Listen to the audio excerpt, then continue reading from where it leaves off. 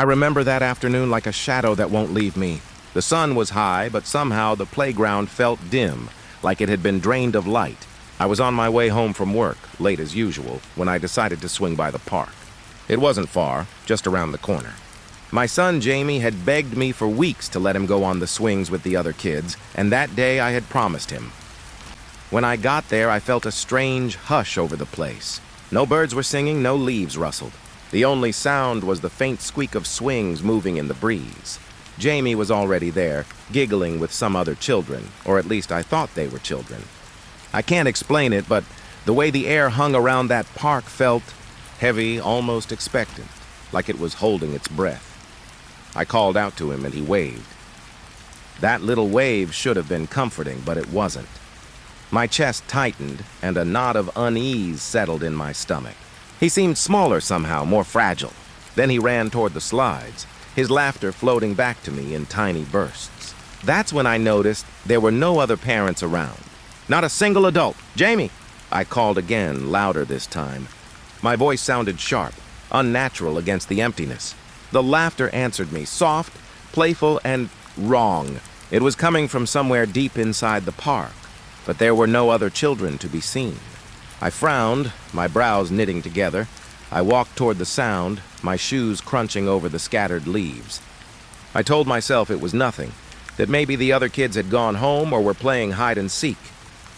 But my gut didn't listen. The giggling continued, drifting from one spot to another like it was weaving through the trees. Every time I thought I could see Jamie, he was gone, replaced by the empty swing or the bare slide. I pulled out my phone, fingers trembling, and dialed the emergency line. The dispatcher answered almost immediately, calm and professional. "1, what's your emergency?" My son," I said, voice tight, brittle. "He's missing. He was playing here, and now I can't see him." There was a pause. On the other end, I could hear only faint breathing. Not the dispatchers, just breathing. "Ma'am, I need you to stay calm. Can you tell me your location?" I gave the address, keeping my eyes on the empty swings. The giggling had stopped, and now a cold, hollow silence settled around me. I could hear my own heartbeat in my ears, each thump sharper than the last. "He was just here," I said. "By the big slide. He ran off. I don't know where. Stay on the line. Help is on the way. Can you see your son now?" "No, I don't know." The words felt wrong, like they weren't enough, like I was failing. And then I heard it again, soft, high-pitched giggling, but this time it was closer, too close. I spun in a circle, trying to see where it came from. Nothing. The playground looked empty, the swings swaying gently in the wind. I called out his name. "Jamie, Jamie!" The giggling answered, but now it was faintly distorted, echoing in a way that made my stomach drop. My throat tightened, and I felt the first real prick of fear. It wasn't playful, it was deliberate, like someone or something was mimicking him. "I hear him," I whispered to the dispatcher, my voice barely audible. He's laughing." "I can hear him. Where exactly?" The dispatcher's voice was steady, professional, but I could feel the tension underneath. I swallowed hard. I think somewhere by the trees. The big oaks near the edge of the playground. But my words caught in my throat. I couldn't explain it. The sound was moving, drifting further into the park, though my eyes saw nothing. "He's not there." The dispatcher murmured something I couldn't quite catch. I clenched my phone tighter. My hands were shaking so badly I almost dropped it. My eyes darted from the slide to the empty sandbox to the swings, trying to convince myself this was all real. But the more I looked, the more the playground seemed wrong. Shadows stretched in ways they shouldn't, and the colors of the swings, once bright and cheerful, looked dull, almost sickly. Then I heard it. A whisper. Not my son's voice, but faint, childlike, and trembling. "Mommy," I froze. The hairs on the back of my neck stood on end. My eyes scanned the park frantically. "Jamie?" I called, my voice cracking. Silence. Then the giggling again, closer now, as if circling me. I turned slowly, expecting to see him appear from behind a tree or the jungle gym. Nothing. Just empty space. Tears pricked my eyes. Please, Jamie. Come back, please. The dispatcher's voice cut through my panic. Ma'am, I need you to stay where you are. Don't leave the line. Officers are on the way. I nodded, though no one could see me. I gripped my phone like a lifeline, feeling the cold plastic burn into my palms. The wind whispered through the trees, carrying that faint, eerie giggle. I tried to focus on the familiar sounds, the creak of a swing, the rustle of leaves. But every ordinary noise felt exaggerated, threatening. Jamie, I whispered again, almost to myself. Where are you? The response came in the same soft, lilting tone, closer than before. Mommy. I stumbled backward, my heart hammering. The playground seemed to stretch, the slide farther away than it should have been, the swing swaying as if in a phantom wind. I could feel the air pressing in, thick and cold. My throat felt raw from screaming his name, and my legs trembled like I'd been running for hours. Ma'am, can you see anyone? The dispatcher's voice, calm but insistent. No, I just hear him. I swear I hear him. My voice cracked. Please tell me he's here. A shadow shifted near the edge of the sandbox. I froze, squinting. My stomach lurched, hope and fear warring inside me. A small figure crouched in the sand, head bent. Jamie? I whispered. He didn't move. Then he looked up, or at least what I thought was him. His face. It wasn't quite right. His eyes were too dark, too hollow, and the smile that spread across his lips was slow, deliberate, like a shadow pretending to be my son. I stumbled back, a scream caught in my throat. My phone slipped slightly in my grip, and I nearly dropped it, fumbling to hold on. No, no, no! I shouted, panic rising like a tide. Jamie, come here. Don't hide! The dispatcher's voice became urgent. Ma'am, I need you to stay put. Help is almost there. Don't... But the line went dead, just like that. The warmth of her voice gone, leaving me in the thick, choking silence of the park. I pressed the button again, but there was nothing.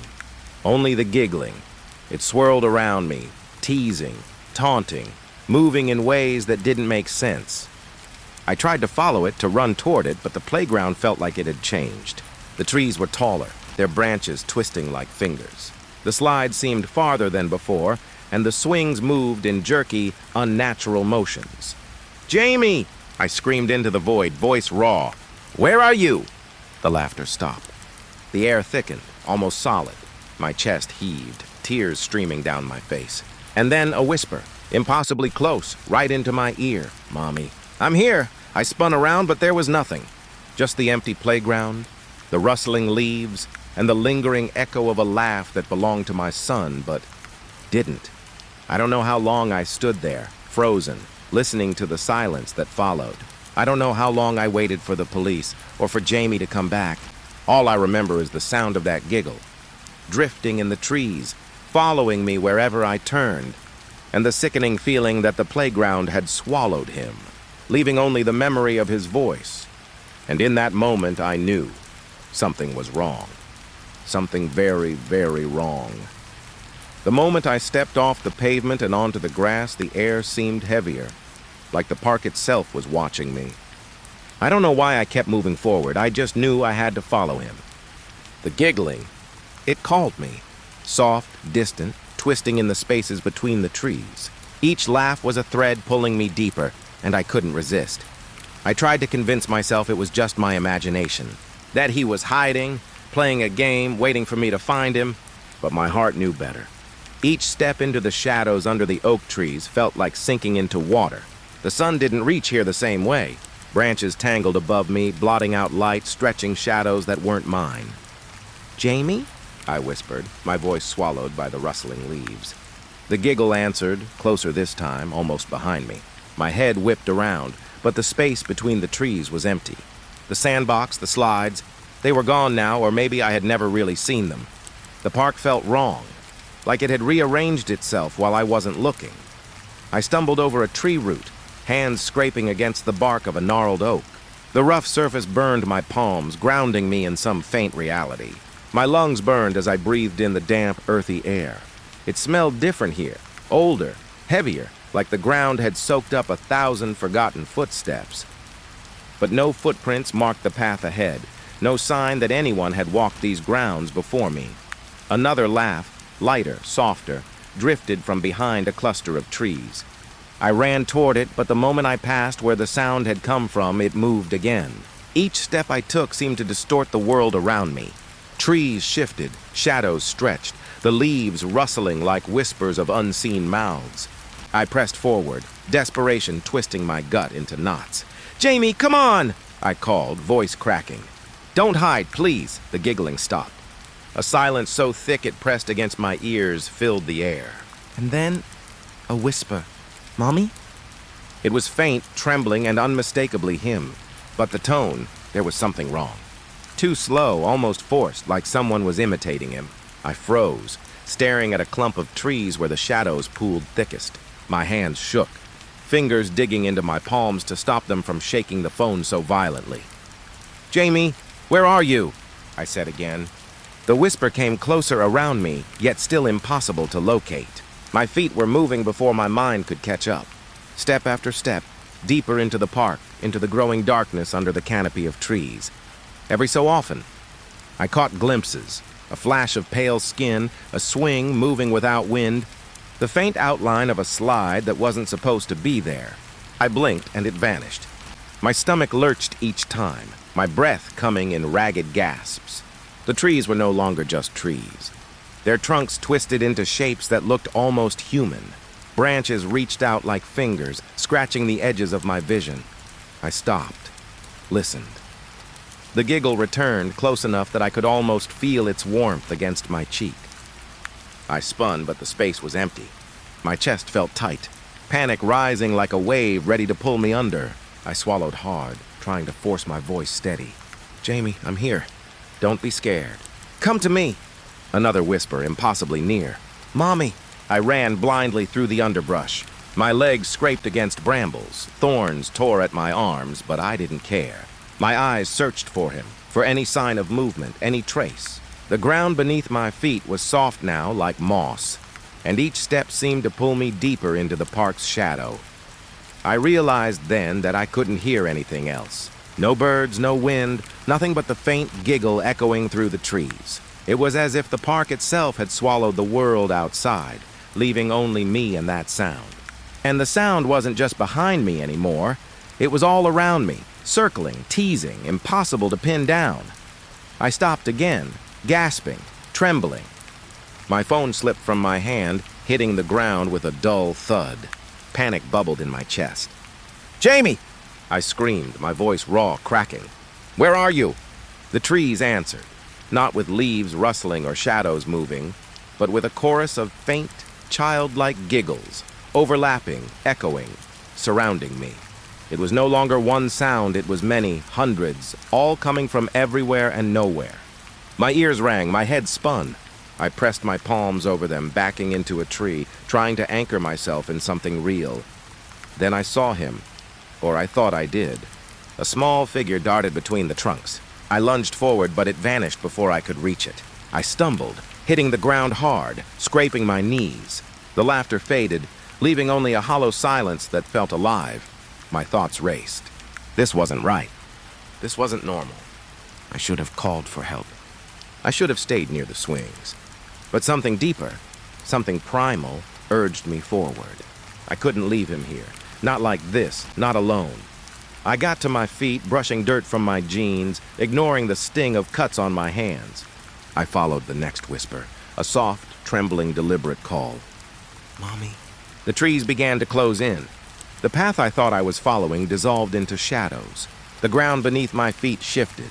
Roots twisted into patterns I couldn't name. Soil gave way underfoot, yet somehow I didn't fall. I realized with a shock that made my chest seize that I didn't know how far I had walked or even if I had moved at all. The park seemed alive, stretching, folding, reshaping around me, and every step I took only led me deeper. I stumbled over a fallen branch, catching myself against the trunk of a massive oak.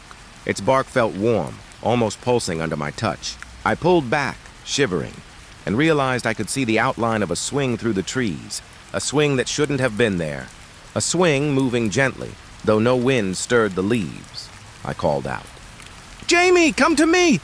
The giggling answered, but different now. Warped, slower, stretching out each note unnaturally.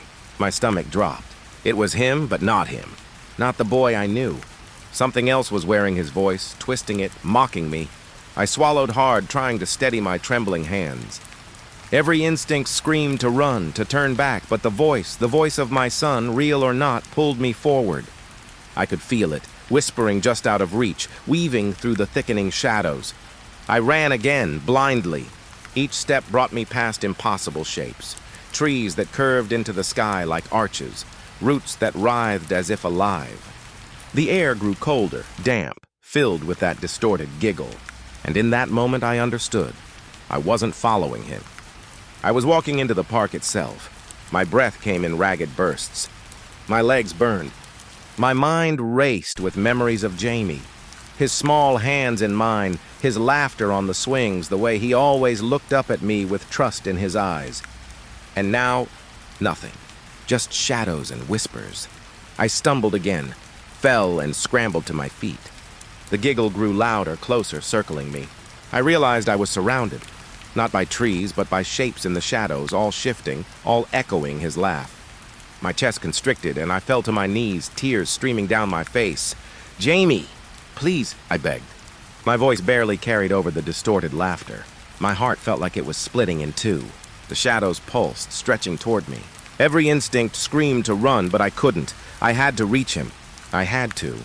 And then, in the deepest shadow ahead, I saw him, or at least something that looked like him. Pale, small, crouched in the underbrush. But when he raised his head, I saw the wrongness again. Eyes too dark. Smile too slow, too deliberate, like the shadow of my son. "Not my son!" I screamed, stumbling forward. But the figure vanished, leaving only a hollow silence and the echo of a giggle that would haunt me forever. I don't know how long I stayed there, surrounded by shadows, the distorted laughter circling me. Hours, minutes, seconds, it all blurred. The park had changed, and I had changed with it. I was no longer outside, no longer in the familiar world. I was inside the park, inside its shadows, trapped by echoes of the son I thought I knew. And I knew with a chill that sank to my bones that the park wasn't done with me yet. I didn't think I'd ever be afraid of a phone. I've worked as a 911 dispatcher for nearly a decade, heard it all, or so I thought. But that day changed something in me, something that left a shadow I couldn't shake. It started like any other call, routine, professional. "911, what's your emergency?" The voice on the line was tight, trembling just enough to make me listen closer. A parent reporting a missing child at the local park. I'd taken dozens of similar calls, but there was something in this one. The mother's voice cracked and faltered as she described the empty swings and the vanished child. I tried to stay calm, to keep her grounded. "Stay on the line, ma'am. Help is on the way. Officers are dispatched. Standard protocol. Standard reassurances." But then I heard it. A faint sound behind her voice. I froze. At first, I thought it was a kid crying in the background or another caller on a crossed line. But no, it was too rhythmic, too deliberate. A giggle. "Ma'am?" I asked, leaning closer to the headset. "Is your son there?" "No. I just hear him," she whispered, voice breaking. "I swear I hear him, but—" And then it came again, that soft, high-pitched giggle. Clear, distinct, but not quite human. It echoed over the line, bouncing in tiny waves, almost mocking me. I frowned, my heart tightening. "Ma'am, where is he exactly?" She hesitated. "By the trees." "The big oaks. But he's not there." I don't know." The line went quiet for a moment, just her breathing, shallow, terrified. Then, softly, a whisper, "Mommy." I jolted in my chair. I recognized that voice. I'd been listening to her panic, trying to guide her through it, but that voice, that wasn't her. Not really. It was almost distorted, like it had been slowed down, stretched, and yet unmistakable, a child's voice calling out. "Ma'am? Can you hear me?" I said, forcing myself to stay calm, professional. "Yes, I hear it," she whispered. "It's him. It's Jamie." Her words made my stomach twist. My instincts screamed that something was wrong, far wrong. "Where is he now?" She faltered, voice trembling. "I don't know. He's moving. It's like he's all around me. I can hear him everywhere." I leaned back, gripping the headset tighter. My training told me to remain calm, to keep the caller talking, to avoid panic, but the hair on the back of my neck was rising. Something in that sound, the distorted giggling, the whispers of mommy, was not natural. It wasn't just fear. It was deliberate, aware, watching. I asked her to stay put, to remain on the line. I told her the officers were close, that help was coming. But her voice began to strain, cracking under some unseen pressure. "I see him," she said suddenly, her words flat, almost hypnotic. "I see him. But he's not right. His eyes, they're dark, Mommy, his smile." I shivered. The line went silent again. Then came a rush of sound, a soft chorus of giggles, overlapping, layered all around her voice. My heart raced. I pressed the talk button to speak, but the line didn't respond. Instead, a whisper, faint and distorted, drifted through the headset. "Mommy." I froze. This was impossible. Not technically, not physically. The voice, was it hers? His? Something else? It felt like it was crawling along my nerves, wrapping around my mind. My chest tightened. I forced myself to stay professional. "Ma'am, are you still there?" "Yes, Her words broke off into a strangled gasp. Then the line hissed, a wet, crackling noise under the giggling like static or breathing through water. I leaned forward, squinting at the screen. There were no other calls in the queue. No interference. The giggling returned, now overlapping with faint whispers. "Mommy, Mommy, Mommy!" The words twisted, stretched, distorted. I could feel the hair on my arm standing on end. I told myself it was a trick of the phone, a crossed line, stress. But my stomach knew better. Something was wrong. Far wrong. I tried to ask the mother what she could see to guide her through the park, but her answers were fragmented. "It's moving. All around me. The trees. I can't. It's laughing. Mommy, Jamie." My fingers hovered over the keyboard, ready to trace the call, alert the officers, anything. But then the voice changed. Not her voice, not his. Something in between. Low, warped, and urgent. It repeated his name over and over. Jamie. "Jamie, Jamie." I leaned back in my chair, heart hammering, a cold sweat covering my back. I had no protocol for this. There was no procedure for a child's voice echoing like it was alive, shifting, mocking you over a phone line. My stomach churned. I told myself to stay calm, to focus, to keep the line open. But the words, the voice, they weren't just sounds. They were pressure, moving along the wires into my ears, into my thoughts. "Ma'am, officers are very close," I said, voice quivering slightly despite my efforts. "Stay on the line. Do not leave." Another giggle, closer now, sharper, layered with hundreds of tiny echoes. I could almost feel it moving around the room, circling me. I pressed my hand to my forehead. My chest tightened further. "I see him," she shouted suddenly, voice breaking into a scream. He's not... Oh, God, he's not right." I swallowed hard. "Where?" I asked, voice tight, trembling. "By the trees. He's eyes dark, smiling, not..." The line went silent. I tried to call back, tap the redial, anything, but only dead air answered. The giggling, faint and warped, continued in the headset. My hands shook as I held it to my ear. My mind raced. Something about that park, about that child, was wrong. I knew instinctively, terrifyingly, that the mother hadn't imagined it. It wasn't a trick. It wasn't a figment. Something was there. Watching. I reached for the computer, tried to trace the call. No anomalies, no errors. Everything was normal. And yet, the sound persisted. Giggling, whispering, calling out that single word, "Mommy." I blinked, shook my head, tried to force reason into my thoughts. A trick of the phone? A crossed line, stress, overwork, anything. But the sound, oh God, the sound. It was layered, moving, alive. And I knew, deep in the marrow of my bones, that the child was gone. Taken, swallowed, vanished into something I couldn't name. The call started again. Another voice, faint, trembling, not the mother's, not Jamie's. "Mommy." I pressed the speaker button, listening, heart thudding like a drum. It repeated, "Mommy, Mommy," but now distorted, urgent, desperate, not playful, not safe, a warning, a summons. I reached for the phone again, dialing the station to alert the local unit. My voice trembled when I spoke. Dispatch to patrol, child missing, local park. Strange noises on the line. I don't know how to explain. And then the line went completely dead. No sound. No static. Nothing. Just the quiet hum of the office around me. My ears rang. My fingers shook. My heart. I think it skipped. I sat back, trembling, staring at the blank phone screen. I knew the mother was still out there, lost in those trees, and the sound, whatever it was still with her. Still calling. I wanted to leave. I wanted to run, but I couldn't. I had to stay. I had to answer. I had to help. My mind raced through every scenario, every call I'd ever taken. Nothing prepared me for this. Nothing could. And then, faintly, almost inaudible, the voice returned over the headset, curling through my thoughts like smoke. Mommy! Mommy! Mommy! I felt a cold dread press down, filling my chest with ice. I closed my eyes, wishing desperately to wake from this nightmare. But I knew, the sound wasn't just in the phone. It wasn't just in my mind. It was real. And it was waiting.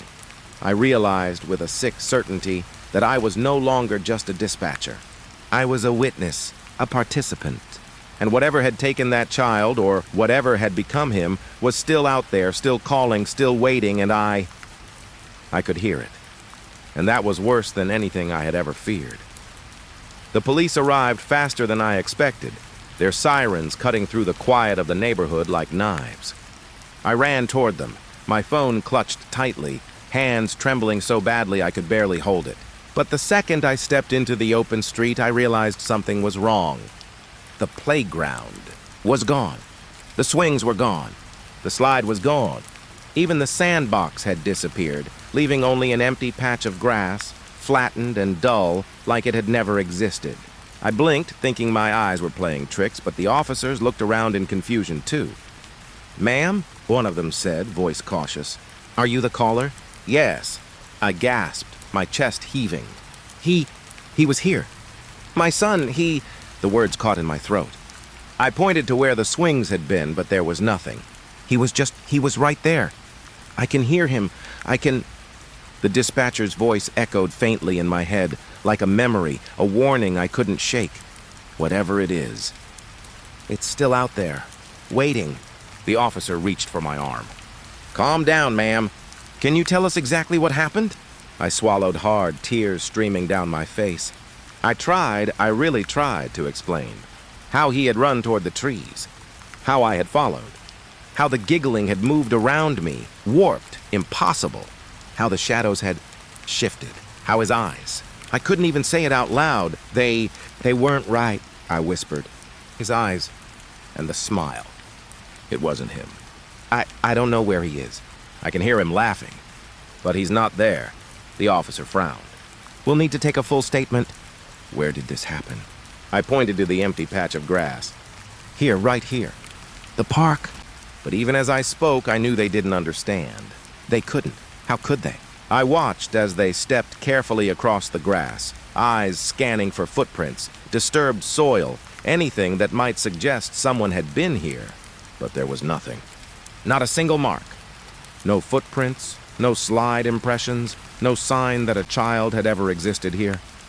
I tried to move forward, toward the trees at the edge of the park, toward the shadows that had swallowed him. "He ran that way!" I cried. "Please, you have to go."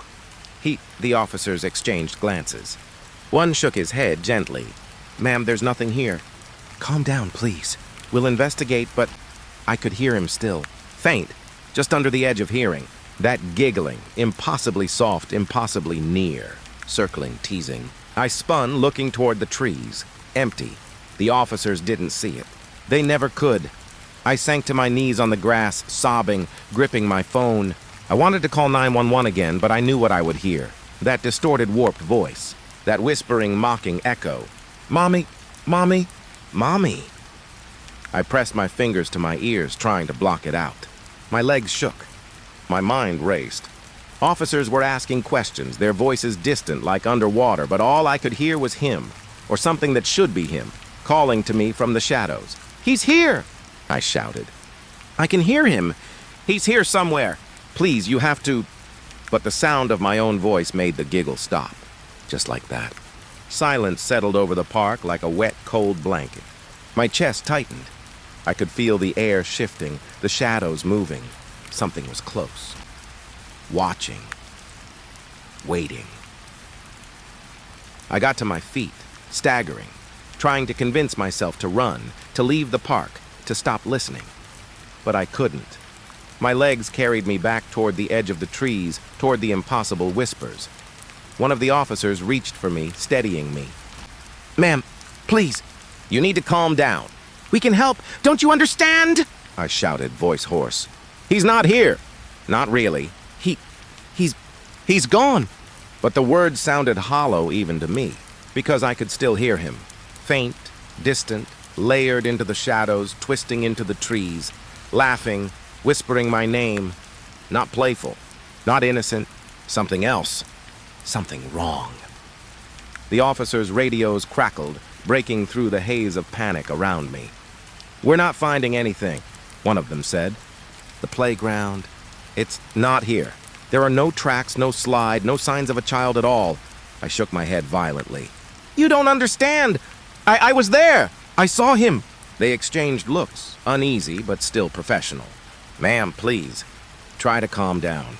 We need a clear statement."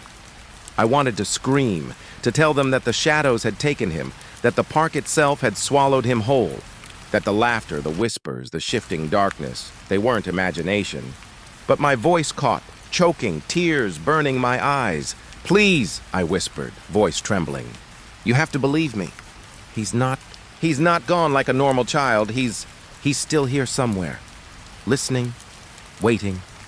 One officer knelt beside me, trying to reach my eyes. "Ma'am, we need to step back. Try to breathe." "We're going to get help," but I couldn't breathe. Not really. Not while the whispers lingered in the edges of my mind, faint and persistent. I could almost feel them in my chest, pressing in, coiling, filling the empty space where my son had been. I stumbled back toward the edge of the park, toward the trees, desperate. The grass gave way beneath my feet, soft and damp. The shadows seemed darker now, thicker, almost moving with intent. I reached out, hoping, praying that if I just took one more step, I could reach him. But the officers caught me firmly, holding me back. "Ma'am, stop!" I struggled, desperate, sobbing. "Let me go! He's there! I can hear him!" The line in my mind between reality and that other world blurred. I could see flashes, his small hands reaching from the shadows, pale face illuminated by some unearthly light, the hollow eyes staring at me.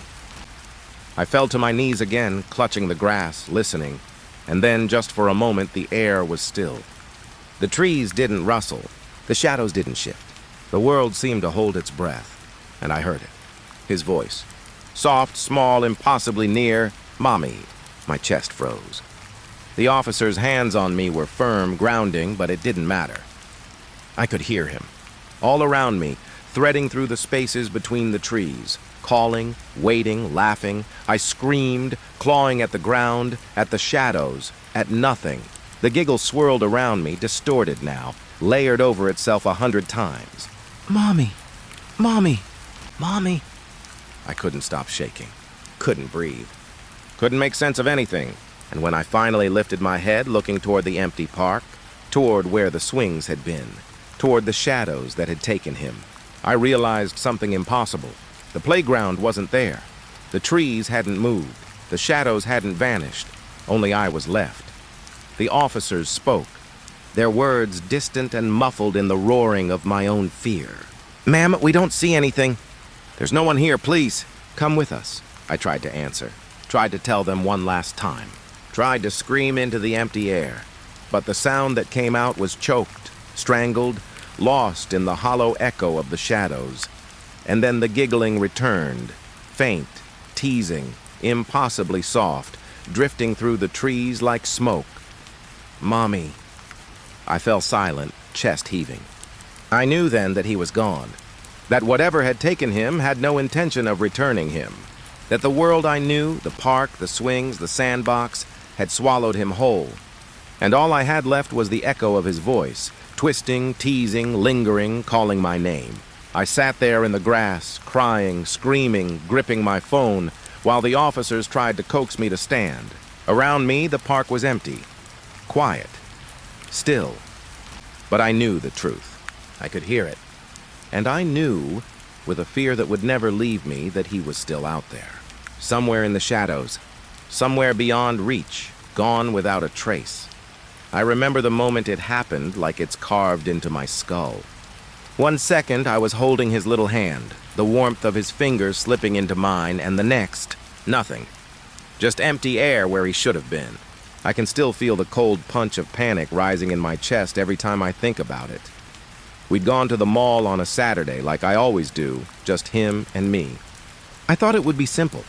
A few stores, maybe some ice cream, maybe a movie if the timing was right. I wasn't paying attention at first. I'd been looking at my phone, checking emails, scrolling through something meaningless. It's stupid. I keep blaming myself for not watching him every second like I could have stopped this. I heard him laugh first. That little high-pitched laugh he gets when he's excited. I turned, but all I saw were legs and torsos rushing past, people in a blur. And then I realized his hand had slipped free from mine. My stomach dropped. I called his name. Tommy? My voice echoed off the polished tiles, swallowed by the noise of the crowd, the music from the fountain store, the chatter of strangers. No answer. I ran. I ran past the electronics store where the kids' demo game was flashing neon colors, past the candy store with the sweet smell of chocolate that made my mouth water even in panic. I kept calling, "Tommy! Tommy, where are you?" But no one looked at me. No one noticed. They just moved around me like I was part of the scenery. I saw the security cameras above, blinking red lights, and for a fleeting second, I imagined them capturing his tiny form, smiling, waving at the lens. Then I realized I had no idea where he was, and worse, maybe no one else did either. I found a kiosk attendant and grabbed her arm. "My son, he's gone. Have you seen him?" She shook her head, eyes wide but empty. "I'm sorry, ma'am, I haven't seen a child." I didn't have time to be polite. I ran to the mall entrance, thinking maybe he had wandered outside. Maybe someone had... God, no. Maybe someone had taken him. My throat was raw from screaming his name.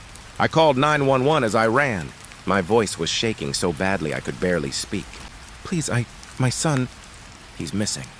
He's 5 years old, brown hair, blue jacket, red shoes. Please help me." The operator's calm voice sounded surreal, like it didn't belong to this chaos. "Ma'am, I need you to stay calm. Can you tell me where you last saw him? Where did I last see him?" The question made my stomach twist. I couldn't remember. My mind kept snapping back to the moment I'd looked at my phone. Just for a second, just a stupid second. Then he was gone. I felt like I had fallen through a trap door into a nightmare I couldn't wake from. "Somewhere near the fountain," I said, my voice breaking. He was laughing. I turned around and he's gone." The operator repeated her questions gently, trying to get details. What he was wearing, any distinguishing features, anything that might help. I rattled them off like a machine. Hair color, jacket, shoes, his favorite dinosaur backpack. And all the while I kept circling, my eyes scanning every face, every shadow, every store aisle, hoping to see him, but seeing nothing.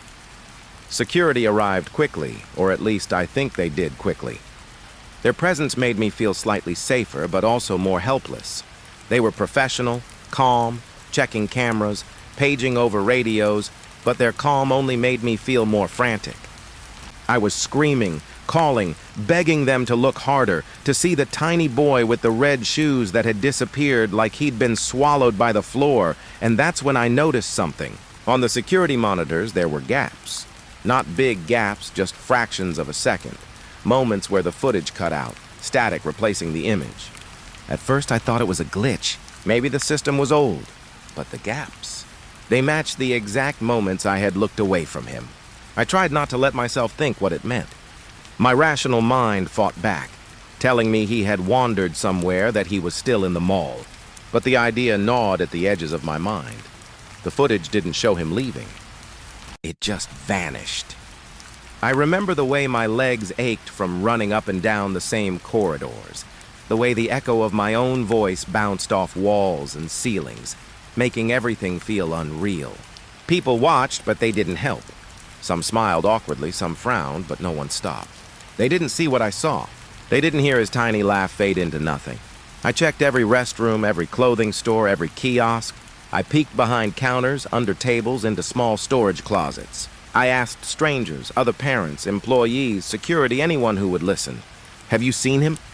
My son Tommy? The answers were always the same. No, I'm sorry, or I haven't seen him. And I could see it in their eyes. The tiny flicker of doubt, the thought that maybe I was panicking over nothing. But I knew. I knew that feeling you get when you're being watched, when something is wrong, when a small life you are supposed to protect vanishes into thin air. And then there was the fountain, the place I'd last seen him laughing. It wasn't just a fountain. It was a display with water spilling down tears, colored lights making the drops look like liquid fire. People were staring at their phones, shopping bags in hand, completely unaware that my child had disappeared into the air around them. I stood there, heart hammering, chest tight, trying to think. What if he had slipped behind the fountain? What if he had wandered into a store and couldn't find his way out? What if something worse had happened? I remember screaming into the void, calling his name, and for a second I thought I heard him. A tiny voice, high and soft, echoing off the marble floors. Mommy? I spun, eyes wide, but no one was there. Nothing was there. My stomach lurched. My legs gave way and I sank onto a bench, hands covering my face, shaking. The operator stayed on the line, calm, patient, but nothing could calm the hurricane inside me. Security cameras kept flicking, and I kept watching, searching for that one frame, that one glimpse of him. But every time I thought I saw something, something small, something moving, it would vanish before I could point it out. Static, blank spaces, moments of nothing. And each one felt like a door closing, like he was being swallowed by the building itself. I kept running, kept calling, kept checking every corner of that endless mall. I felt the faces of strangers like a wall pressing against me, their eyes avoiding mine, their bodies moving too fast, too smoothly, like the world had decided to turn into a maze with only me lost in it. I couldn't breathe. I couldn't stop thinking about him alone, scared, waiting for me that I couldn't reach him. Hours, or maybe minutes, I don't know, passed like years. Every store I checked, every restroom, every hallway felt the same. Empty, silent, except for the faint echo of my own despair. And somewhere deep down, beneath the panic, beneath the numbness, a cold certainty began to take root. The mall. It had taken him.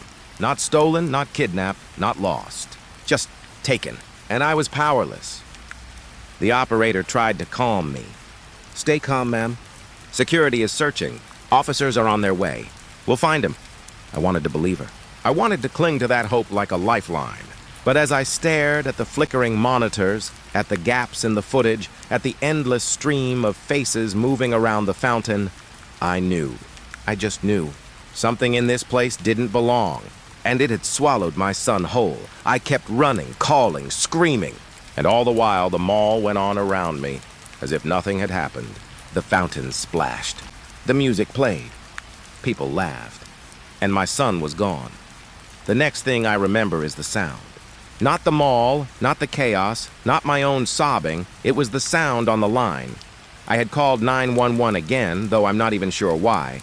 My hands were shaking so badly I could barely hold the phone. My voice had gone hoarse from screaming his name all day. I just needed to hear someone respond, someone tell me he was okay. The operator picked up. 911, what's your emergency? Her voice was calm, the same as before, but it felt different now, like it was coming from far away. Maybe it was my own panic, distorting everything. I tried to speak, tried to explain, but all I could do was cry. My son, he's gone, I said, my words barely more than a whisper. Please, you have to help me. He was just here and now he's gone. I thought I heard a voice on the line, soft, almost too quiet to hear. At first I thought it was me, repeating myself, or maybe the operator typing in the background. But then the voice spoke again. Clearer this time. Mommy! I froze, my throat closed. My hands tightened around the phone, my nails digging into the plastic. My heart slammed against my ribs so hard I thought it would burst. Tommy. I whispered, my voice shaking. The line was dead silent except for the faint hum of electricity, the faint click of the operator's pen on paper. Mommy. It wasn't my son. Not really. His voice, yes, but warped, like it had passed through something that twisted it into a thin, hollow echo. It was him and not him at the same time, and it was coming from nowhere. The operator didn't respond. She didn't hear it. No one did. Only me. I tried to speak again, my voice cracking. Tommy, where are you? Baby, it's Mommy! Please talk to me. The distorted whisper didn't answer, but it repeated, closer this time, coming in waves through the line. Mommy, Mommy. The operator's calm voice returned, finally. Ma'am, can you tell me what's happening? I wanted to scream at her to listen, to tell her that my child's voice was coming through the phone from somewhere that didn't exist. I wanted her to know that the world was bending, that the mall had swallowed him, that something was using his voice to pull me in, to drive me mad. But I couldn't find the words. I hear him, I said, my voice shaking. I hear Tommy on the phone. He's saying my name. But it's not him. The operator's pen paused. Ma'am, please, stay calm. We're tracking your location. Security is looking. I couldn't listen. All I could hear was that voice, soft teasing echoing. Every time I tried to follow it in my mind, it shifted, moving just out of reach. A whisper coming from the corner of my ear, from the shadows of my memory, from the spaces between heartbeats. I felt like the air itself was speaking, calling, pressing against me. I tried to describe it. It's him. I know it's him, but it's wrong. It's like he's trapped somewhere else. Somewhere. Dark, Mommy! The word dragged, elongated, like it had been stretched thin, like the walls of the mall were twisting around him, squeezing his voice through cracks I couldn't see. The operator repeated her instructions, but her words were drowned out by the whisper. I started pacing, my feet moving without me thinking. I ran my hands along the walls, over railings, into corners, as if touching every surface could bring him back. But there was only the echo. The endless, distorted echo of him calling my name. I remember the mall being quiet then. Not silent exactly, but quieter. The music from the stores seemed muffled, as if the building itself were holding its breath. People passed me, slow-moving, glancing, but not stopping, their faces blank. And I could hear it still.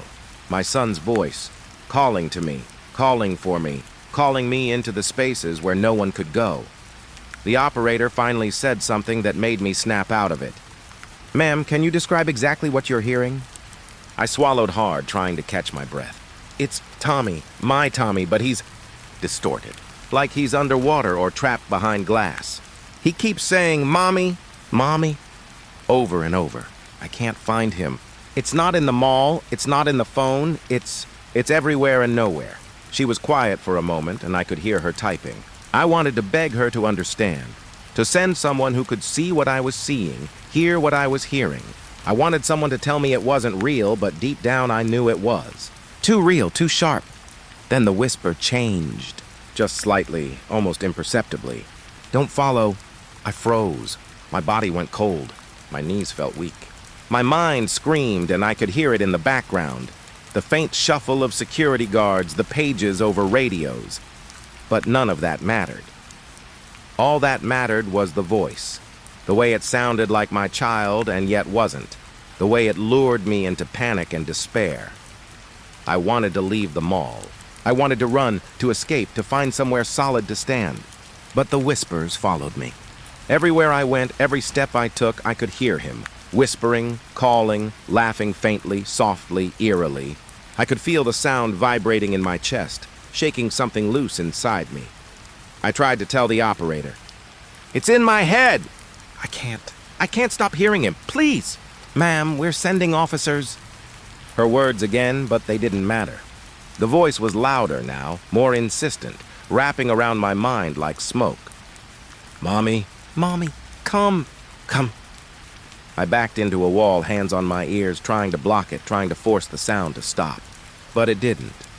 And then I realized he wasn't asking for me. He was commanding, pulling, drawing me toward something I couldn't see, couldn't understand. And I felt it then. the terrible truth I had been ignoring. The mall wasn't just a place. It was alive, and it had him. I ran again, trying to get away from the sound, but there was nowhere to go. Every corridor, every staircase, every open space, the whispers followed. They moved through the air, through the walls, through my own thoughts. I felt like I was being pulled apart from the inside, like my mind was cracking under the pressure of hearing him everywhere at once and nowhere. And then, something I'll never forget. A recording. Someone's phone, maybe security's, left on the floor. I don't know why I touched it, why I pressed play. And there it was. His voice. Clearer, pure for a second, calling, crying. But then as soon as I thought I recognized him, it twisted again, warped into something unhuman, something...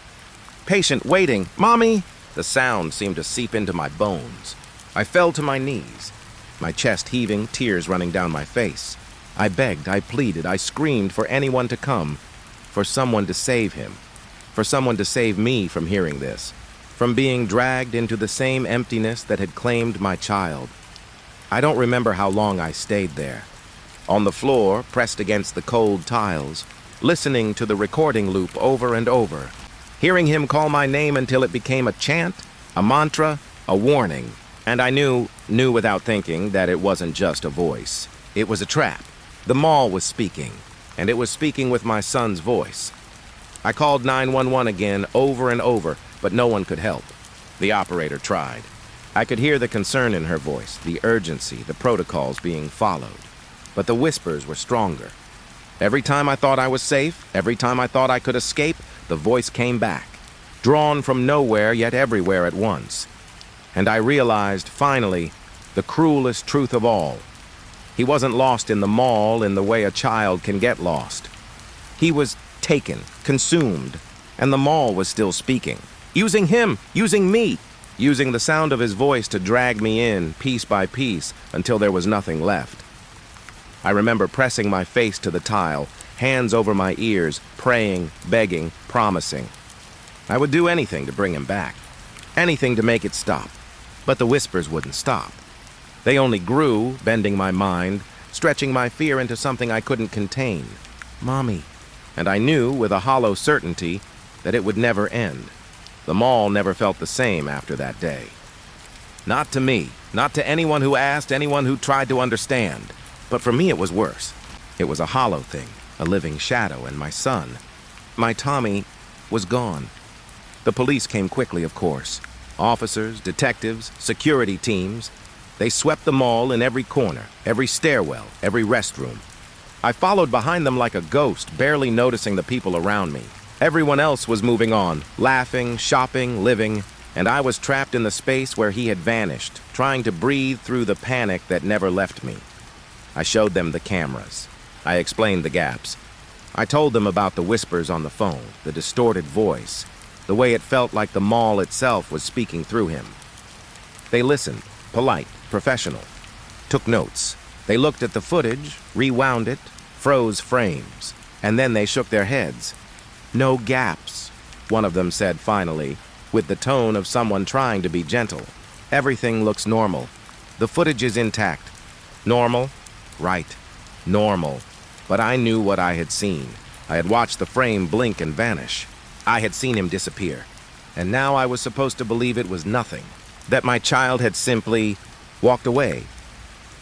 That he was just lost somewhere in a building that was no bigger than a city block. They started asking questions.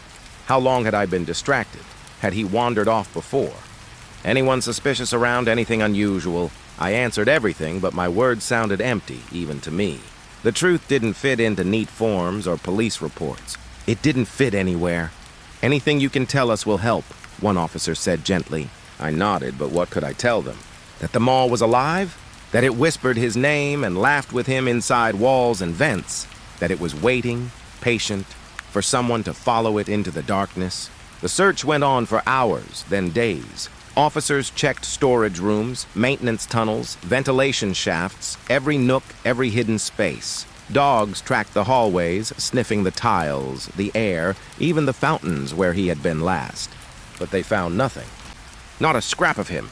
Not a shoe, not a jacket, not a backpack, except for the things he had left behind. His backpack forgotten on a bench. his tiny jacket draped over a railing, his shoes still scuffed from the morning's adventure. They were all there in the same places, almost as if he had vanished in the air and nothing else had moved.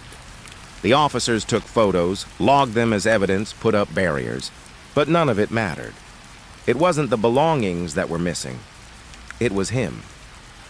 I stayed behind them the whole time, moving from room to room, floor to floor, following their commands, trying to keep it together. And all the while, the whispers lingered. I heard them at night in my apartment, faint through the walls, through the phone lines, in the silence, his voice warped, distant, echoing. "Mommy, Mommy!" I begged, pleaded, screamed.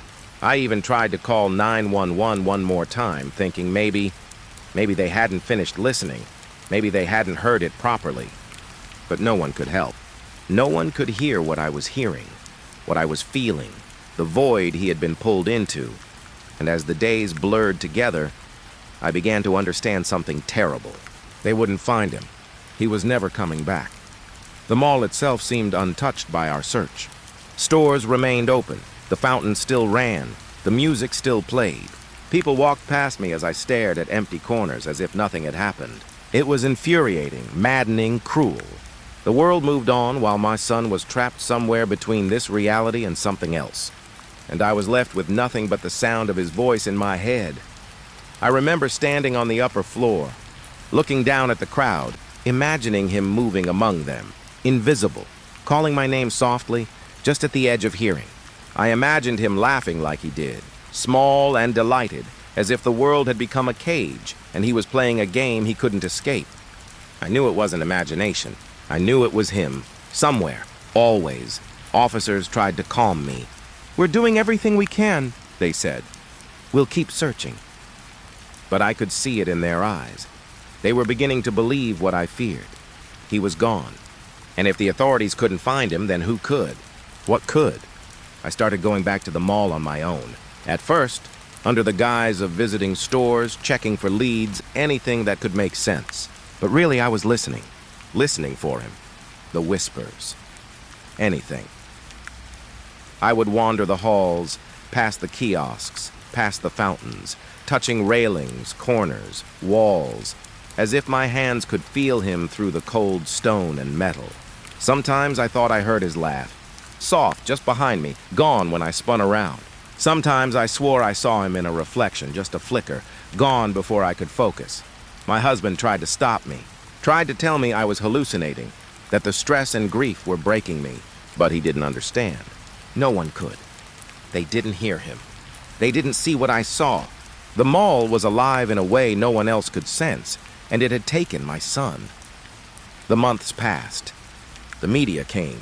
News stories, social media posts, community alerts, child missing at local mall. Photos, descriptions, search parties, volunteers, posters. But eventually the stories faded. The posters yellowed. People stopped looking. They moved on, forgetting what they had once cared about. I didn't move on. I couldn't. I went every week, sometimes every day, walking the same floors, following the same corridors. I spoke to security, to mall management, to anyone who would humor me. "Have you seen him?" I asked, even when I knew the answer. I wanted to hear no, because it meant he was still somewhere. But each answer was emptier than the last. "No. Sorry, ma'am. We're doing everything we can," and the whispers never stopped. They became a part of me. I hear him when I wake. I hear him when I sleep. In dreams, I see him, small, laughing, playing in corners that don't exist. And when I wake, I know the mall is still waiting, still feeding, still calling. I tried therapy. I tried medication. Nothing could silence the voice. Nothing could erase the memories, the gaps, the feeling that he is trapped in a place that is alive, patient, and aware. They told me to accept it, to grieve, to let go. But how do you let go when you can hear the sound of your child calling your name every day, every night, from nowhere and everywhere at once? I keep his belongings, his backpack, his jacket, his shoes. Sometimes I touch them, hoping to feel him. Sometimes I smell them, desperate for a memory, a sign, anything. But they are empty shells, reminders of a presence that has been consumed. I know the mall will never give him back. It doesn't care about me, about anyone. It only wants to be filled. And my son, my little boy, became part of it. A small, bright spark swallowed by the shadows, leaving only whispers behind.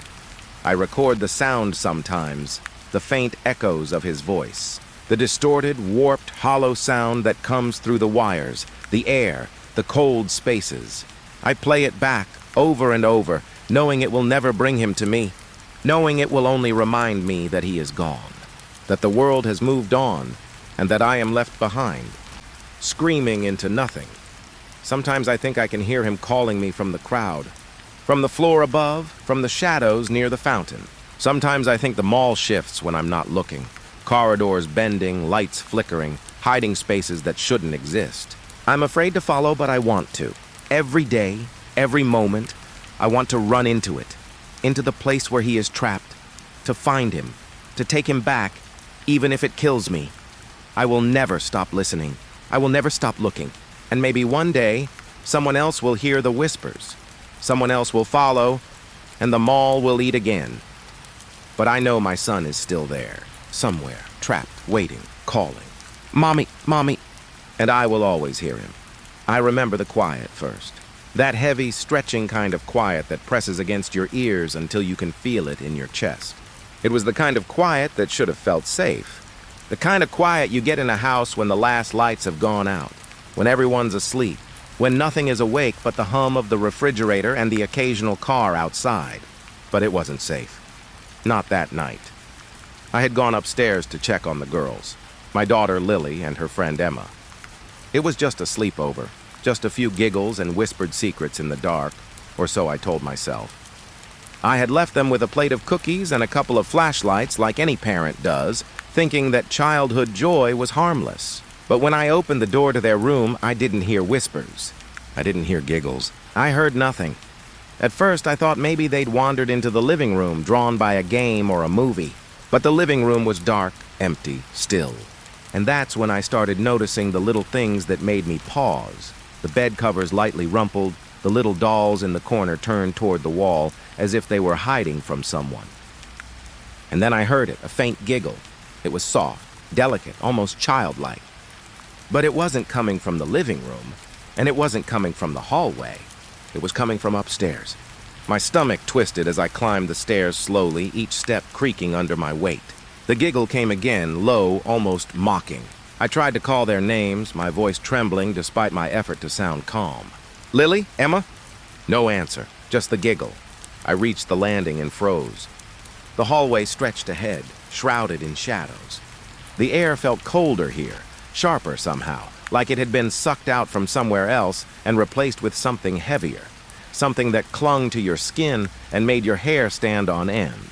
I thought about calling for my husband, but my phone was downstairs, charging, and somehow I knew. I knew I couldn't wait. I stepped forward. The first door to my left was Lily's. I reached for the handle and hesitated. My hand was shaking. I remember thinking that maybe I'd imagined the giggles. Maybe it was just my nerves. But then I heard a whisper, so soft, so close I could barely catch it. Don't come in.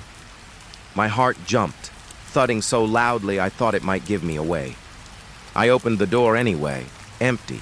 Just the bed, the little stuffed animals and shadows dancing against the walls and the flicker of the streetlight coming through the curtains.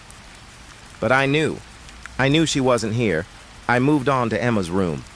Same thing, empty, cold. The smell of the room felt off, like something had passed through and left the air hollow behind it. That's when the giggle returned, closer this time, echoing around the hallway, impossible to place. I spun around, searching for the source, but it wasn't there. Lily, Emma, this isn't funny, I shouted. My voice felt small, swallowed by the house itself. But the giggling didn't stop. It swirled like it was coming from every direction at once, then vanished into the walls. I ran back to the stairs, my bare feet hitting the cold wooden steps. The living room. The kitchen. Maybe they were downstairs. But no. Doors slammed lightly on their own as I passed, a rhythm I couldn't keep up with, and every room I entered was empty. I grabbed my phone, my hands trembling as I dialed 911. The operator answered quickly, calm and professional. I remember my voice cracking as I spoke, a mess of words I couldn't control. My daughter, she's missing. Lily, she was here.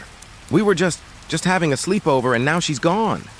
The dispatcher's voice was steady, grounding. Ma'am, take a deep breath. Can you tell me where she was last seen? I told her. I told her about the room, the bed, the dolls, the giggling. As I spoke, I could hear it again, the faintest of laughter just behind me, soft as a shadow brushing past. I whirled around expecting to see them, but the hallway was empty. She asked me questions, guiding me through the house, room by room. I could hear her voice, calm, patient, and I could feel my panic clinging to every word. We started at the living room, then the kitchen, the dining area, all empty, all cold. And still, upstairs, that giggling persisted. Sometimes soft, sometimes closer, almost breathing through the speaker of the phone. I wanted to hang up, but I couldn't. I couldn't leave her. Or maybe it wasn't just Lily. I couldn't leave the sound behind. I followed the dispatcher's instructions to check the bedrooms again. I opened doors, one after the other, but each room was empty. The air was colder than it had any right to be, and I could see my own breath rising, faint in the dim light. Ma'am? The dispatcher's voice said. Can you describe the giggling? I tried. It's faint, but it's everywhere, like it's coming from the walls and the stairs, and I don't know. It feels like it's following me. My voice hitched, tears pricking at the corners of my eyes. It's not funny, it's wrong. Stay on the line. Officers are on the way, she said. But even as she spoke, I could hear it again. Soft, almost imperceptible at first, then clear, hovering right behind me. Mommy? I spun. No one. Just the empty hallway. I tried calling Lily's name again. Voice raw, but the only answer was the laughter, echoing back, playful yet hollow, like someone was watching me from the shadows and enjoying my fear. The walls themselves seemed to breathe, shifting, narrowing. My hands were clammy, my legs shaking, and I couldn't stop moving, couldn't stop looking. Then, from upstairs, I heard the floorboards creak, slow, deliberate. Someone or something was walking toward me. My heart stopped. I wanted to run, but the dispatcher's voice kept me tethered, telling me to stay on the line, to remain calm, even as my body screamed otherwise. I whispered to her, It's coming. I can hear it, upstairs. I don't... My words broke. I couldn't finish. Then the giggle again, sharp and sudden, directly behind me, almost brushing my shoulder. I froze. I dared not turn around. And in that moment I realized I was utterly, completely alone. The dispatcher said something. I think she was asking if I could see anyone, but the words felt distant, like I was underwater. And still the laughter. Closer now, surrounding me. I backed away, hands on the wall for balance, trying not to fall. Every instinct screamed to run, to escape, to grab my daughter. But the hallway stretched endlessly in both directions, doors opening into darkness that wasn't there a moment ago. Shadows swirled in impossible patterns, and the giggling didn't stop. I remember thinking, somewhere deep in the back of my mind, that if I could just reach Lily, if I could just touch her, everything would be okay. But the more I moved, the further the sound seemed to pull her away, dragging her deeper into the shadows, laughing with every step I took. And then, just as suddenly as it began, the hallway fell silent. The giggling stopped. I stood there, frozen, every muscle tensed, ears straining for the next sound. But there was nothing. Only the faint hum of the house, the same quiet that had felt so safe before. I was trembling, shaking, and my phone slipped from my hands.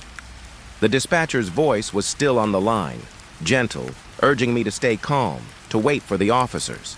I whispered that I couldn't, that something was here, that something had taken her. I didn't know if they'd come in time. I didn't know if I'd see her again. But I knew one thing: I would never forget the sound. That quiet, that laughter, that impossible, lingering giggle that felt like it belonged to the dark itself. And as I waited, every second stretching longer than the last, I realized the most terrifying thing. The house wasn't quiet anymore. Not really. The giggling had left its mark. It was in the walls, in the air, in the way the shadows leaned just slightly too far across the corners of the rooms. I stayed on the line, gripping the phone like it was a lifeline. But I knew, even if they came, even if they found nothing, something had been there. Something had been waiting. And Lily, my Lily, was gone. The officers arrived quickly, their footsteps muffled on the wooden floor, radios crackling faintly as they moved through the house. They were calm, professional, but I could see the unease in their eyes. Everyone senses it. When a house isn't just empty, but wrong. I tried to tell them, but the words wouldn't come out right. How do you explain that the walls breathe? That the shadows curve the wrong way? That the air feels alive with something you cannot see? They started with the living room. One officer moved to the windows, checking locks and blinds, while the other began scanning the shelves and corners. I followed behind, barely breathing, my heart pounding in my throat. Everything looked normal. Furniture in place, magazines stacked neatly, but the room felt hollow, like someone had just walked through and carried the warmth out with them. "Have you checked upstairs?" one officer asked. His voice was low, polite, but firm. I nodded. Yes, I did. I heard her. I heard her giggle. "Upstairs, I thought—" My voice faltered. I couldn't finish. He didn't say anything, just nodded, understanding more than I could put into words. We moved upstairs together, and that's when I realized the cold had grown.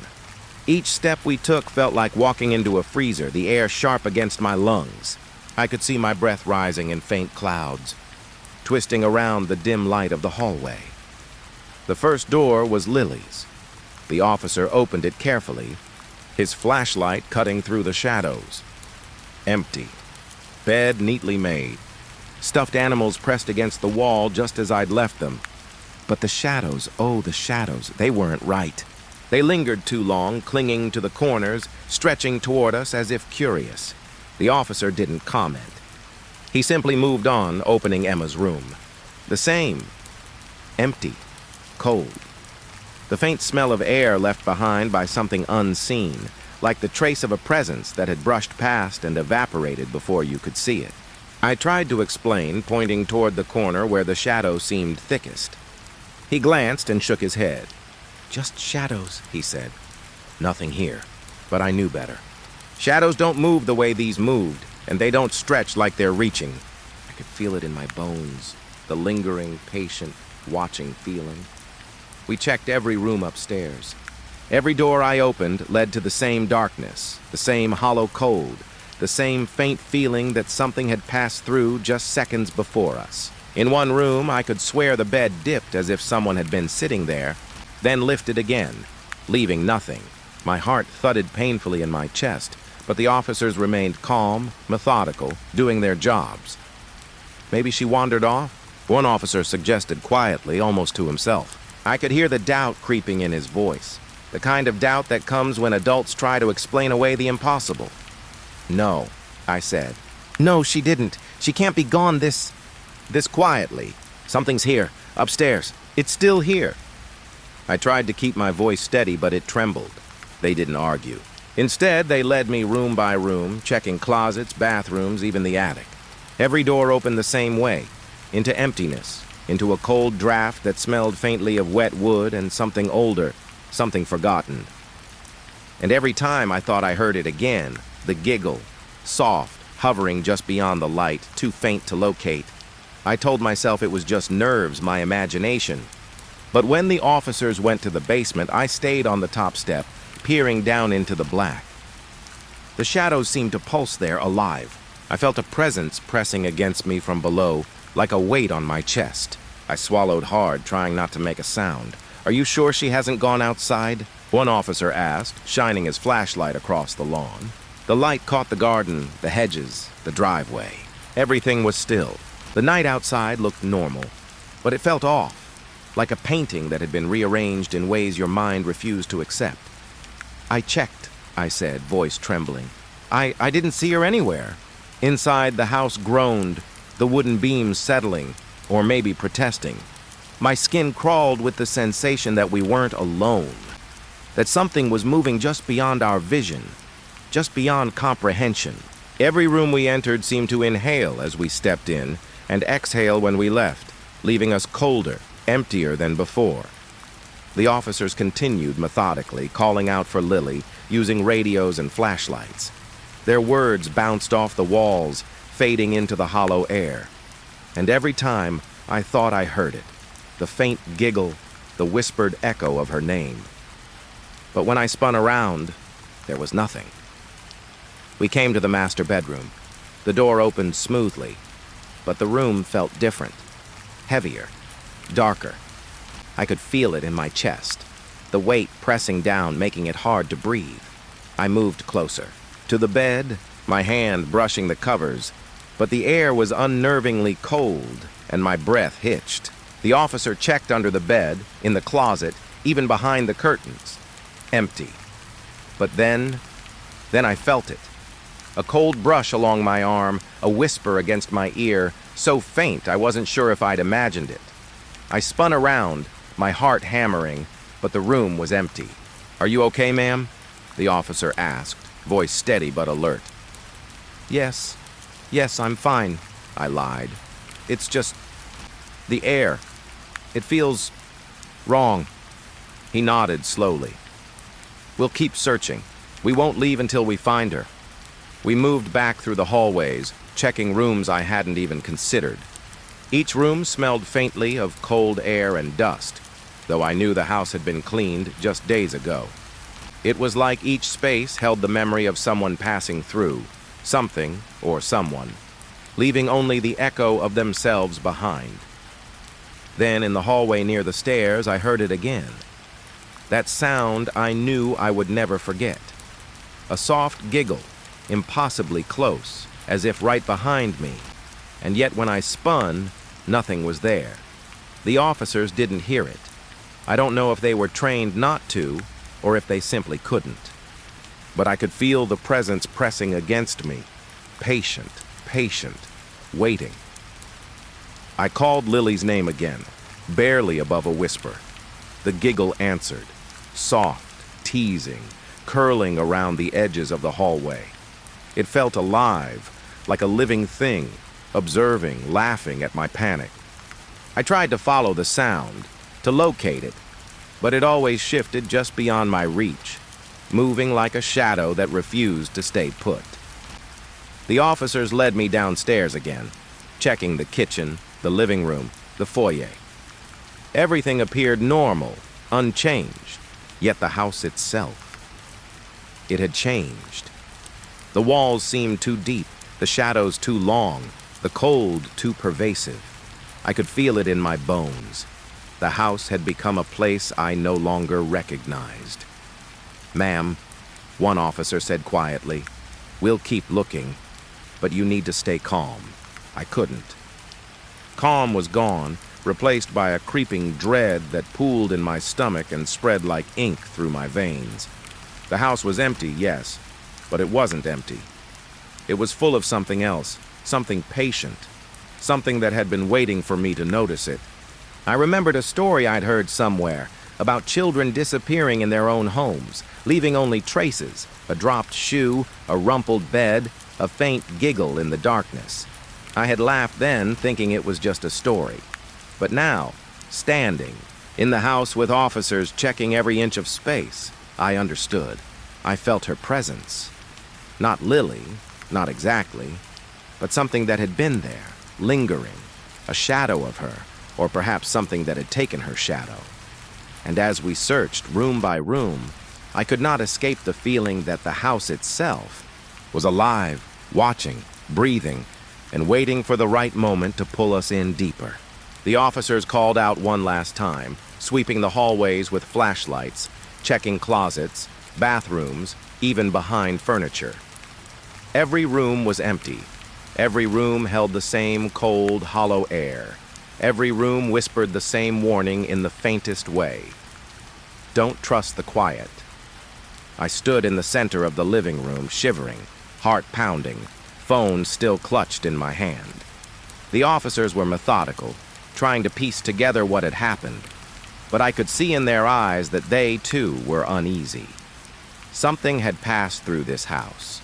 Something had taken her, and I knew, even as they wrote reports, even as they promised to search the neighborhood, that the house itself would not release her. Not fully. Not ever.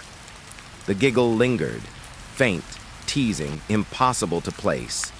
It was everywhere and nowhere. And I knew, deep down, that the house had only just begun.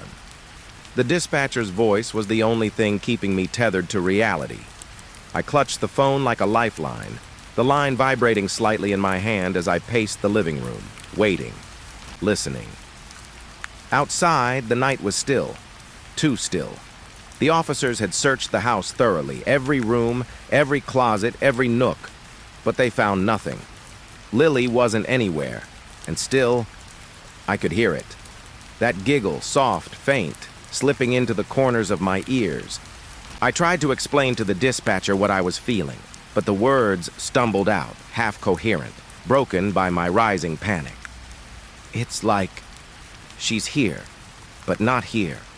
Like I can hear her, but when I move, the sound, it moves too. I don't understand. The dispatcher's voice was steady, patient. Ma'am, you're doing the right thing. Officers are still on the way. Stay on the line with me. Can you describe exactly what you're hearing? I swallowed hard, trying to gather the words. It's a laugh. No, a giggle. Soft, high-pitched, like she's playing a game, hiding. But it's everywhere. And sometimes I swear I hear her voice, my Lily, calling out. Just one word, sometimes just a sound. All right, she said. I want you to stay calm. I know this is frightening, but you're doing the right thing by keeping on the line. The officers will continue searching. I nodded, though she couldn't see me. My fingers were trembling, holding the phone so tightly that I thought I might break it. I moved from room to room, trying to make sense of the silence between the giggles, trying to find her. The house had grown colder, the shadows stretching longer, moving where they shouldn't. I could feel them brushing my skin, teasing me, taunting me, and then silence. It hit suddenly. The kind of silence that isn't peaceful, that isn't safe. It's thick, heavy, pressing in on your chest. I froze mid-step, my breath caught in my throat. Even the hum of the refrigerator seemed gone. I could hear only my heartbeat, hammering like a drum in the empty house. Ma'am? The dispatcher asked, voice suddenly sounding distant. I opened my mouth to answer, but the line went dead. I froze. The phone slipped from my hands, clattering to the floor. I tried to dial again, but the screen was blank, unresponsive. My fingers trembled as I hit the buttons, frantically trying to reconnect, to reach anyone, to make the line come alive again. Nothing.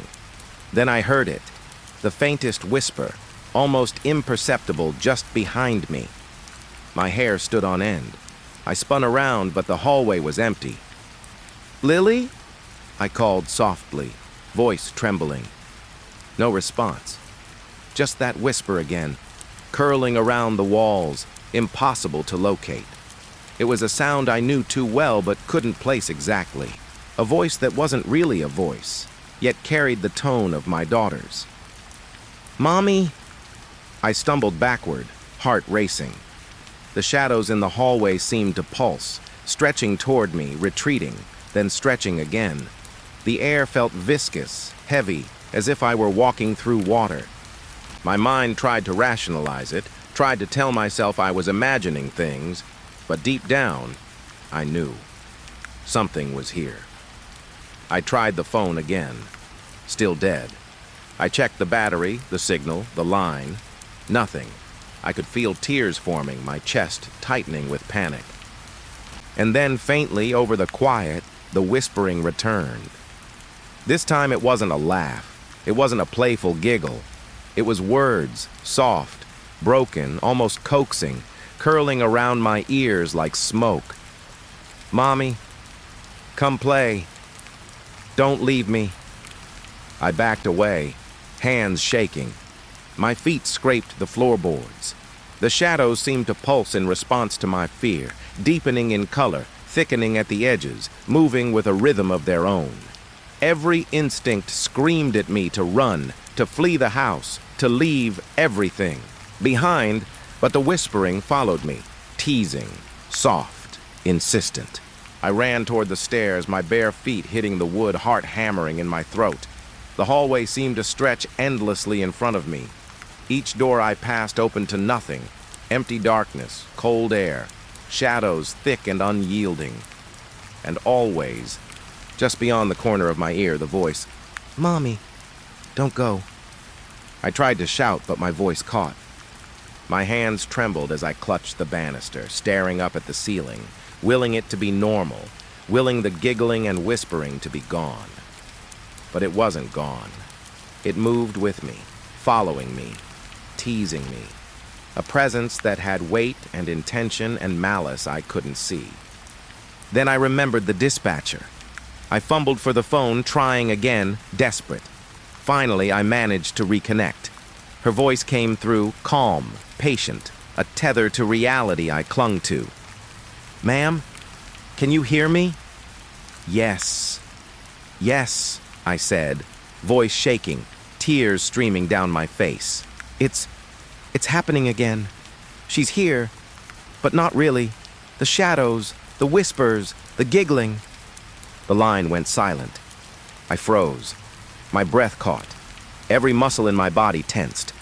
And then, the whispering returned. Soft, almost gentle at first, then curling tighter, closer, wrapping around my thoughts. Mommy, don't leave. I dropped to my knees, pressing the phone against my ear, trying to hear anything other than the voice. But it wasn't just the voice.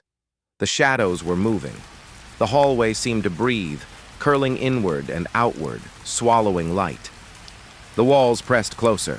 The floor beneath me felt like it was shifting, pulling me towards something I couldn't name. I called out again. Lily! Lily, where are you? My voice cracked. The whisper answered, close, soft, almost triumphant. Here, with me. I scrambled backward, trying to keep my distance, but the hallway seemed to stretch, elongate, fold into itself. Each door I passed opened to nothing, just the same cold, empty darkness. And always, just beyond the edge of perception, that voice, that presence, teasing me, taunting me, I fell against the wall, sliding down to the floor. My hands covered my ears, but it didn't stop.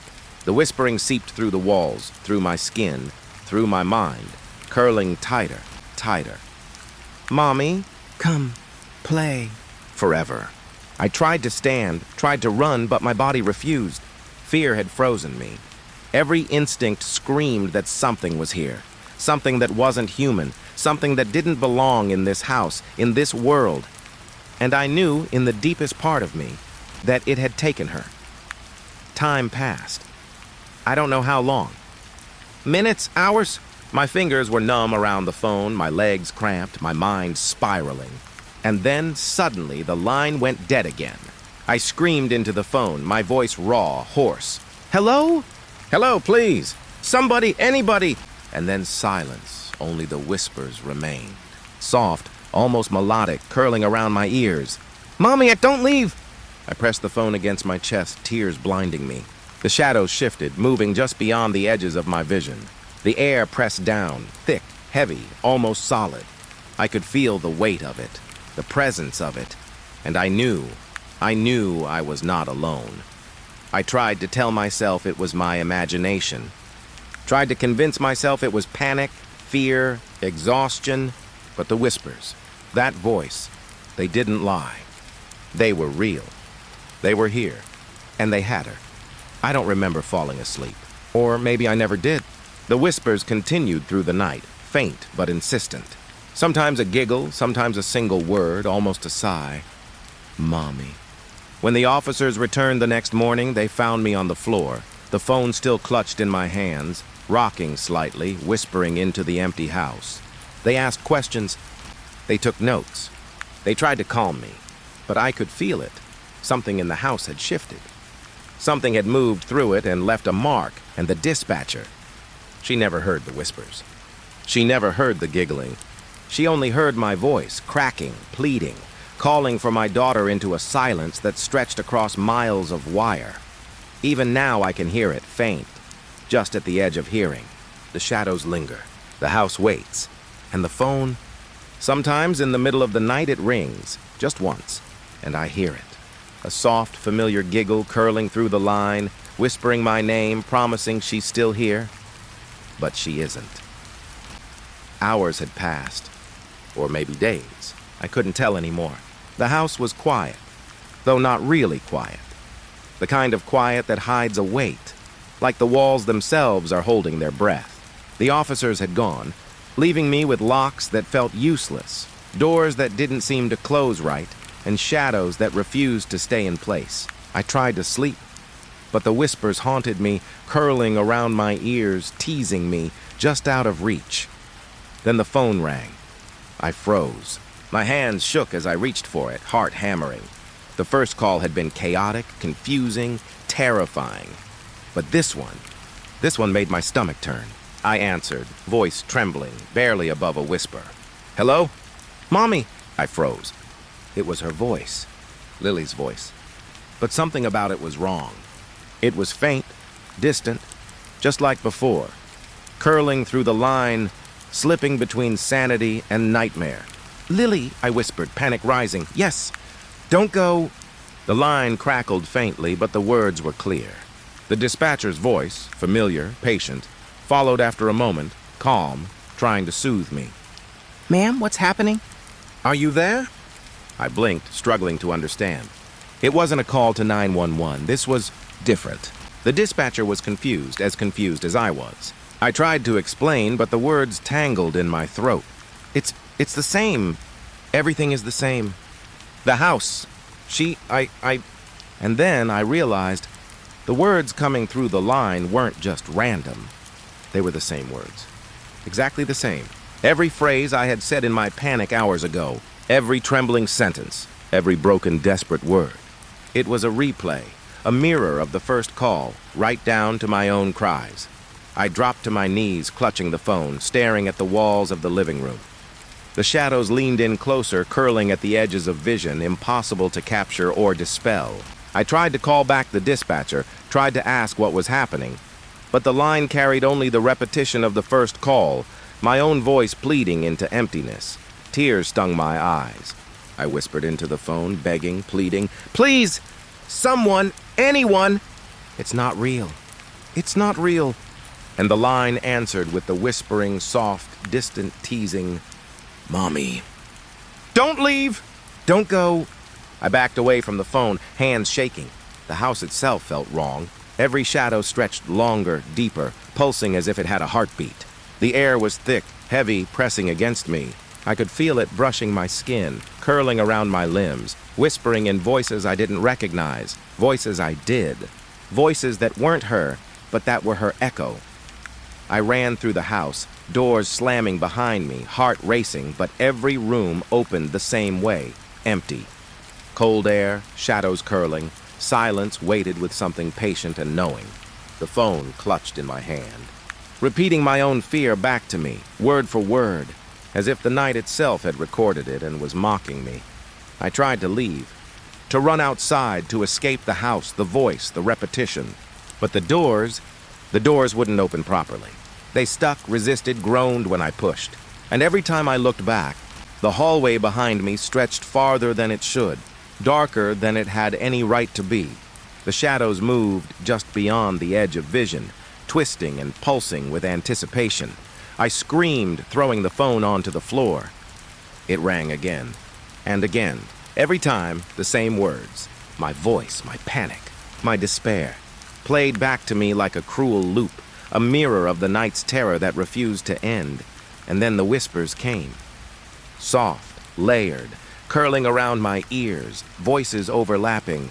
"Mommy, come, play." Forever.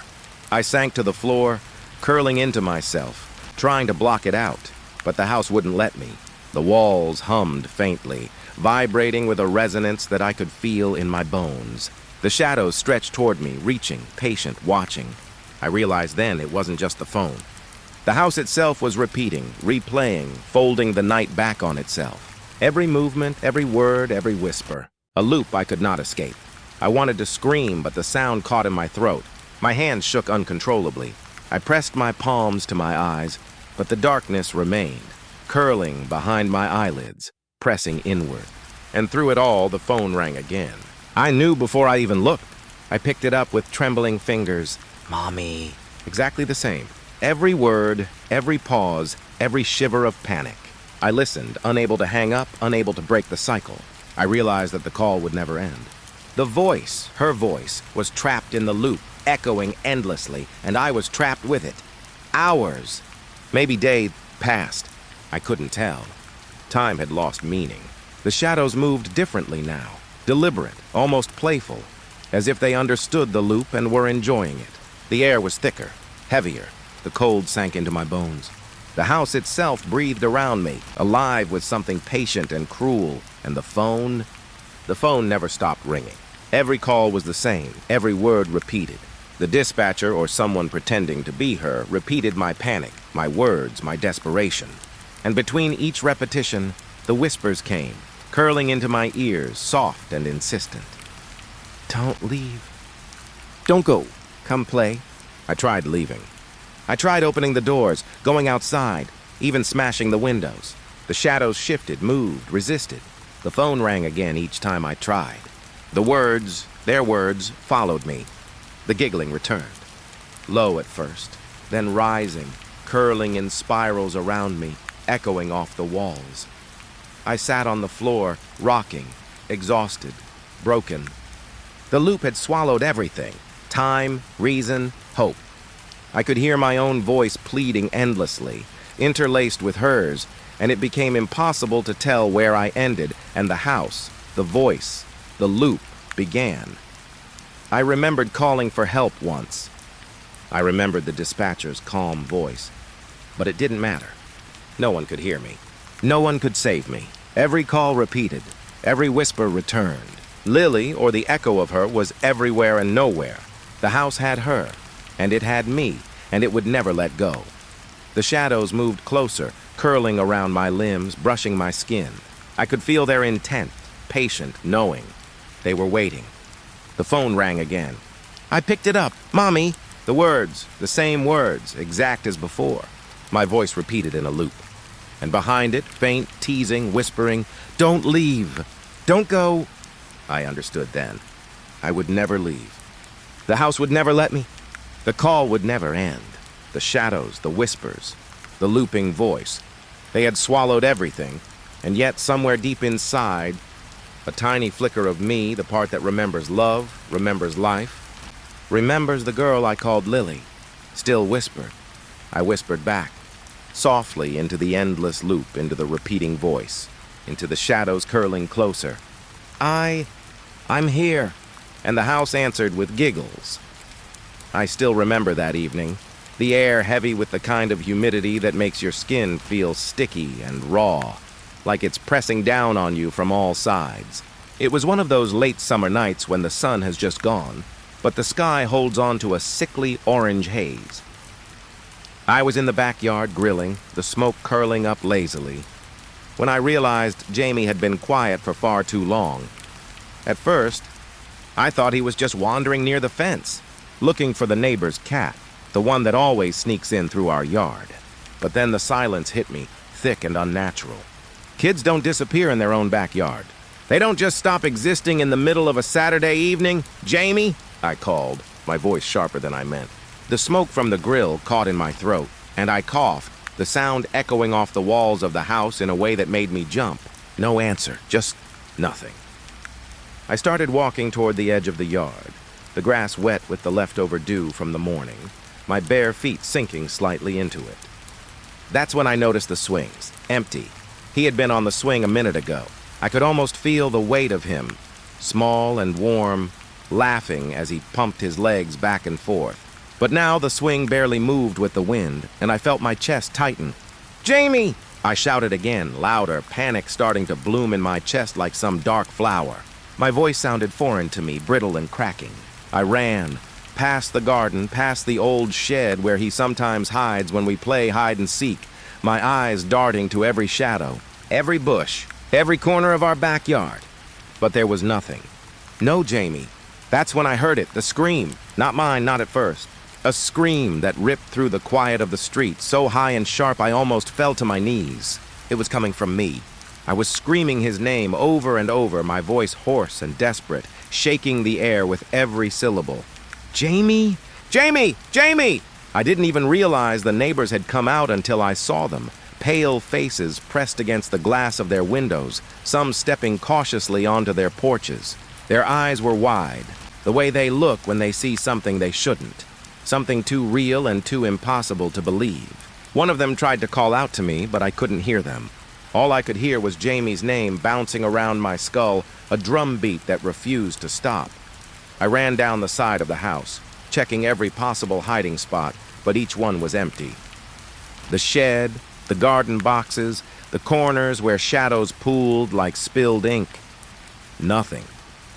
The swings moved again in the wind, and for a moment I thought I saw a blur, his little legs pumping, but then the moment was gone, gone like smoke. The air had changed. The sky had darkened to a bruised purple, clouds low and heavy, and beneath it all I felt it, a presence, subtle at first, like a shiver crawling along my spine. Something watching, waiting. I couldn't see it. But I knew. I knew that I wasn't alone. I called the police. My voice, trembling, shaking, repeated Jamie's name in between sobs. I tried to explain, tried to describe where he might be, what he was wearing, what he looked like when he smiled at me this morning. But the words came out scrambled like my mind was dissolving from fear. By the time the dispatcher picked up, the backyard was quiet, too quiet. I could hear the distant hum of traffic, the faint barking of a dog, but no Jamie. Not a laugh, not a shout, not even the sound of little feet pattering across the wet grass. I went back to the swings, hoping against hope that he'd be there, that he'd come running into my arms like nothing had happened. But they swayed gently in the wind, empty and mocking. I reached out, my fingers brushing the cold metal chains, half expecting him to appear behind me, giggling. Nothing. I started walking slowly, as if moving might make him appear. The grass felt strange under my feet, almost slick, and the garden smelled of damp earth and something else, something faintly metallic, like blood.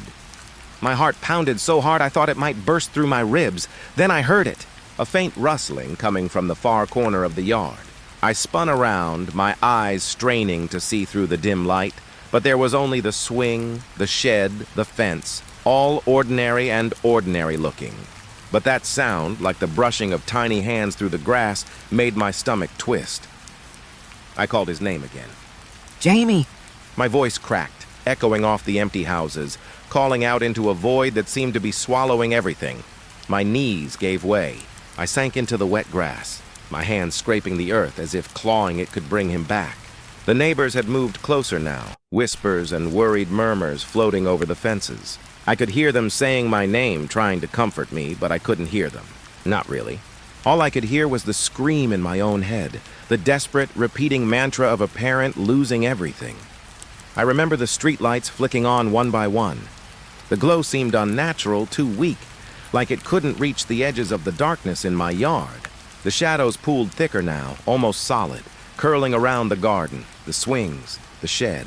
I felt drawn to them, compelled, like something in that darkness knew where he was. I wanted to run, to flee, but my legs refused to obey, and then I saw it, or I thought I did. A movement at the edge of the yard, just a blur. The shape of a small child, maybe, slipping between the trees. My breath caught, hope and terror warring in my chest. Jamie! I screamed, sprinting toward it, but the shape vanished before my eyes, swallowed by the dark. I fell to my knees again, sobbing, calling his name into the night. The neighbors had started gathering now, cautious but concerned, their lights cutting small islands into the darkness. I wanted to tell them what I saw, but the words stuck in my throat. How could I explain that my child had vanished in seconds, in the very backyard I thought was safe? I stayed there for what felt like hours, hands gripping the wet grass, head bowed, listening to the night. The wind whispered through the trees, carrying faint, almost imperceptible sounds. Tiny laughter, maybe crying. I wasn't sure. My mind was fraying, the edges of reality bending with each passing moment. Finally, the police arrived.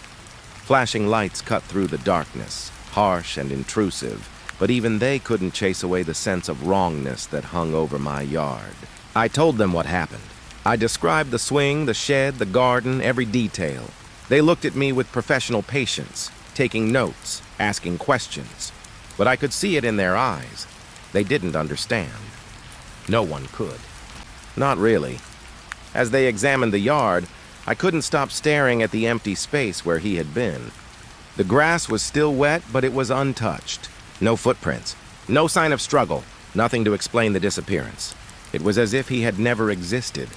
As if the backyard itself had swallowed him whole. I wanted to scream. I wanted to break everything. I wanted to understand. But there was only silence. I don't know how long I stayed there, sitting on my knees, staring at the empty yard. Time seemed fractured, stretched, and bent. The neighbors eventually went back inside.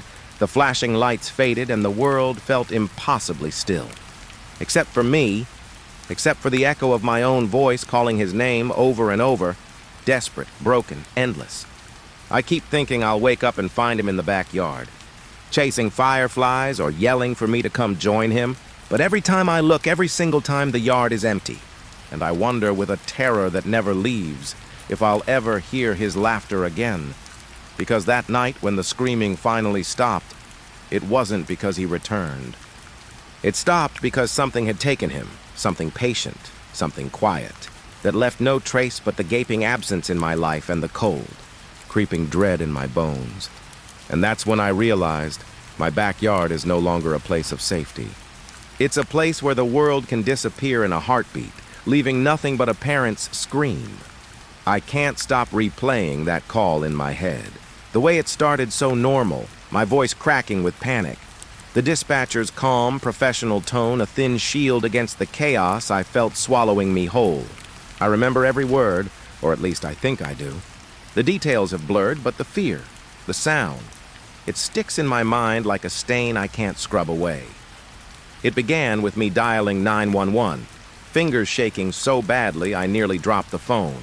I remember pacing the kitchen, my bare feet sliding on the cool tile, calling out Jamie's name over and over. And then finally a voice answered, calm, mechanical but kind, a voice trained to handle chaos without flinching. "One, what's your emergency?" I couldn't stop trembling. My words came out ragged, broken. "It's my son. He's gone. My backyard. He was just playing. And now, he's not there. Please, you have to help me. Please, please." The dispatcher repeated a few comforting phrases, asking for his age, what he was wearing, every little detail I could give, but my mind was fraying. I could hear my own voice, the sound of panic dragging it into sharp, jagged edges. And then I heard it, something faint. At first, I thought it was the wind through the trees, brushing against the house. But it wasn't. It was a voice, soft, faint, a whisper just beneath the edge of my hearing. "Jamie." I froze. My hand tightened on the phone. What was that?" I whispered, though my words were meant more for myself than for her on the line. The dispatcher asked me to repeat myself, thinking I'd misheard, that stress was playing tricks. But I knew what I heard. There it was again, a rhythmic, almost musical repetition of his name. "Jamie, Jamie, Jamie." It wasn't coming from me. I didn't recognize it, but I knew deep in the pit of my stomach that it wasn't human, not normal anyway. It echoed faintly beneath my own voice, blending with my panic in a way that made my head spin. I tried to focus on the dispatcher's voice, but it was like listening underwater. The whispering grew just a little louder, a steady chant threading through the background of the call, repeating my son's name, stretching it, twisting it in ways that made my chest tighten with unease. I remember the first time I said it aloud. "Jamie?" My voice sounded wrong to me, like I was testing it, calling into the darkness to see if he would answer. The chanting shifted in response, a faint rhythm, almost deliberate, following me wherever I moved. I stepped toward the kitchen window, peering out, my hands pressed against the cool glass, hoping to see him. But all I could see were the familiar shadows of the backyard.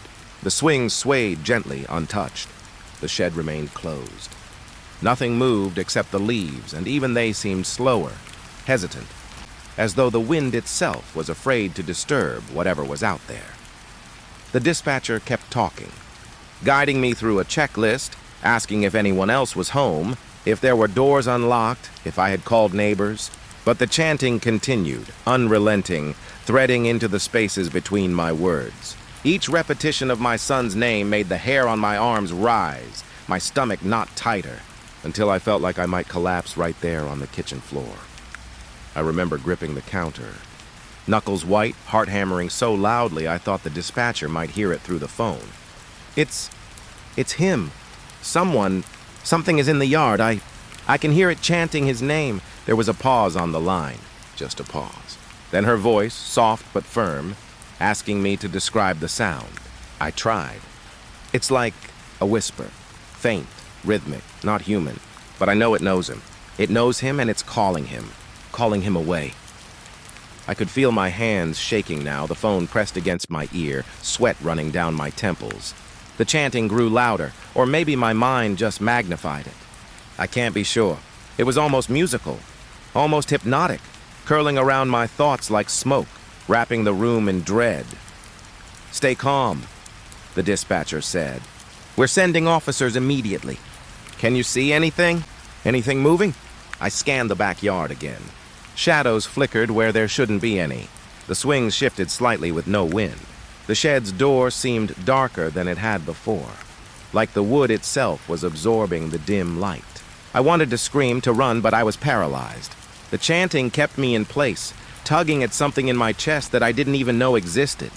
I can see nothing, I admitted. My voice trembled. "But it's here. Something's here." I swear I could feel the presence moving, circling me closer and closer. The chanting became almost coherent, stretching and bending Jamie's name, twisting it in ways that made my stomach churn. "Ya, mie, ya, mie, ya, mie." The rhythm wasn't steady. It pulsed like a heartbeat, growing louder, then softer, as though breathing with me or mocking me. I tried to hang on to logic. I told myself it was a trick of the mind, the panic, the stress. But then I heard the whisper inside the walls, faint and wet, like someone pressing their lips to the plaster. "Jamie!" I froze.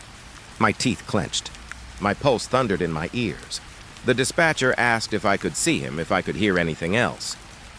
I tried to answer, but my voice came out as a choked whisper caught in my throat. And then I realized I wasn't alone in the kitchen either. Something had shifted behind me, a subtle pressure, like air displaced by something moving just out of sight. My gaze darted to the shadows near the doorway. Nothing. Only the faint hum of the refrigerator and the low whisper of the wind outside. But the chanting continued, persistent, almost urgent, and it carried a tone I couldn't name, expectant, patient, and very, very old. I called out desperate. "Jamie, where are you?" My voice cracked. It didn't answer, but the chant responded. Faster now, rising and falling, repeating, echoing his name.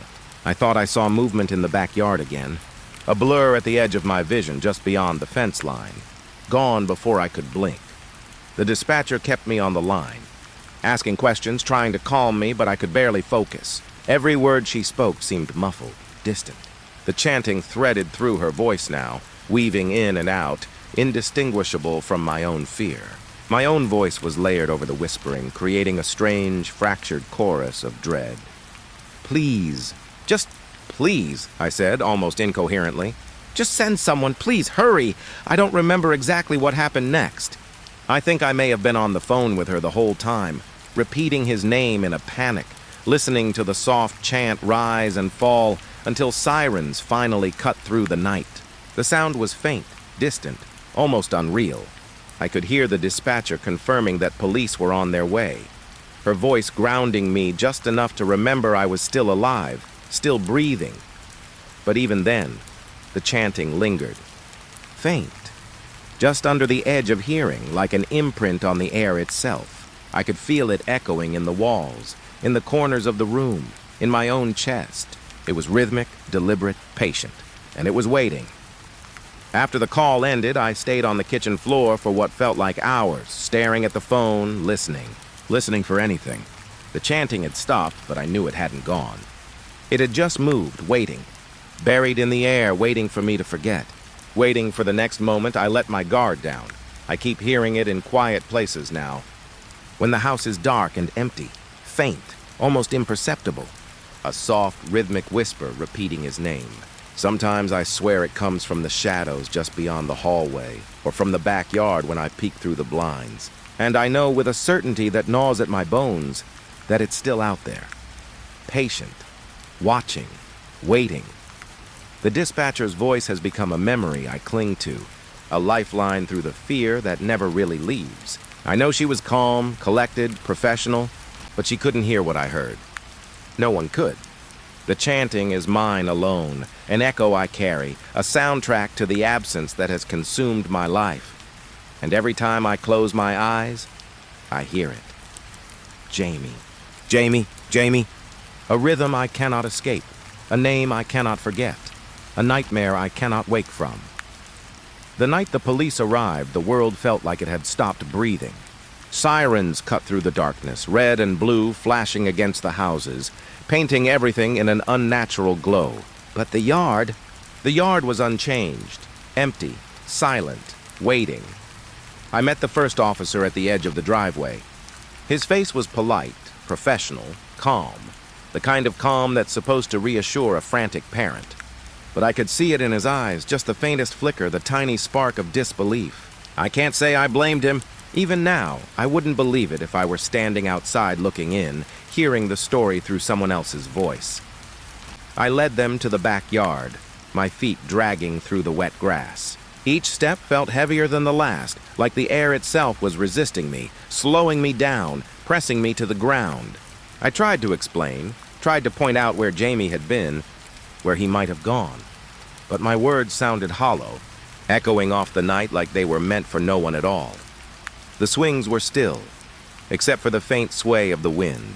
The shed's door remained closed, unyielding, dark against the dim light.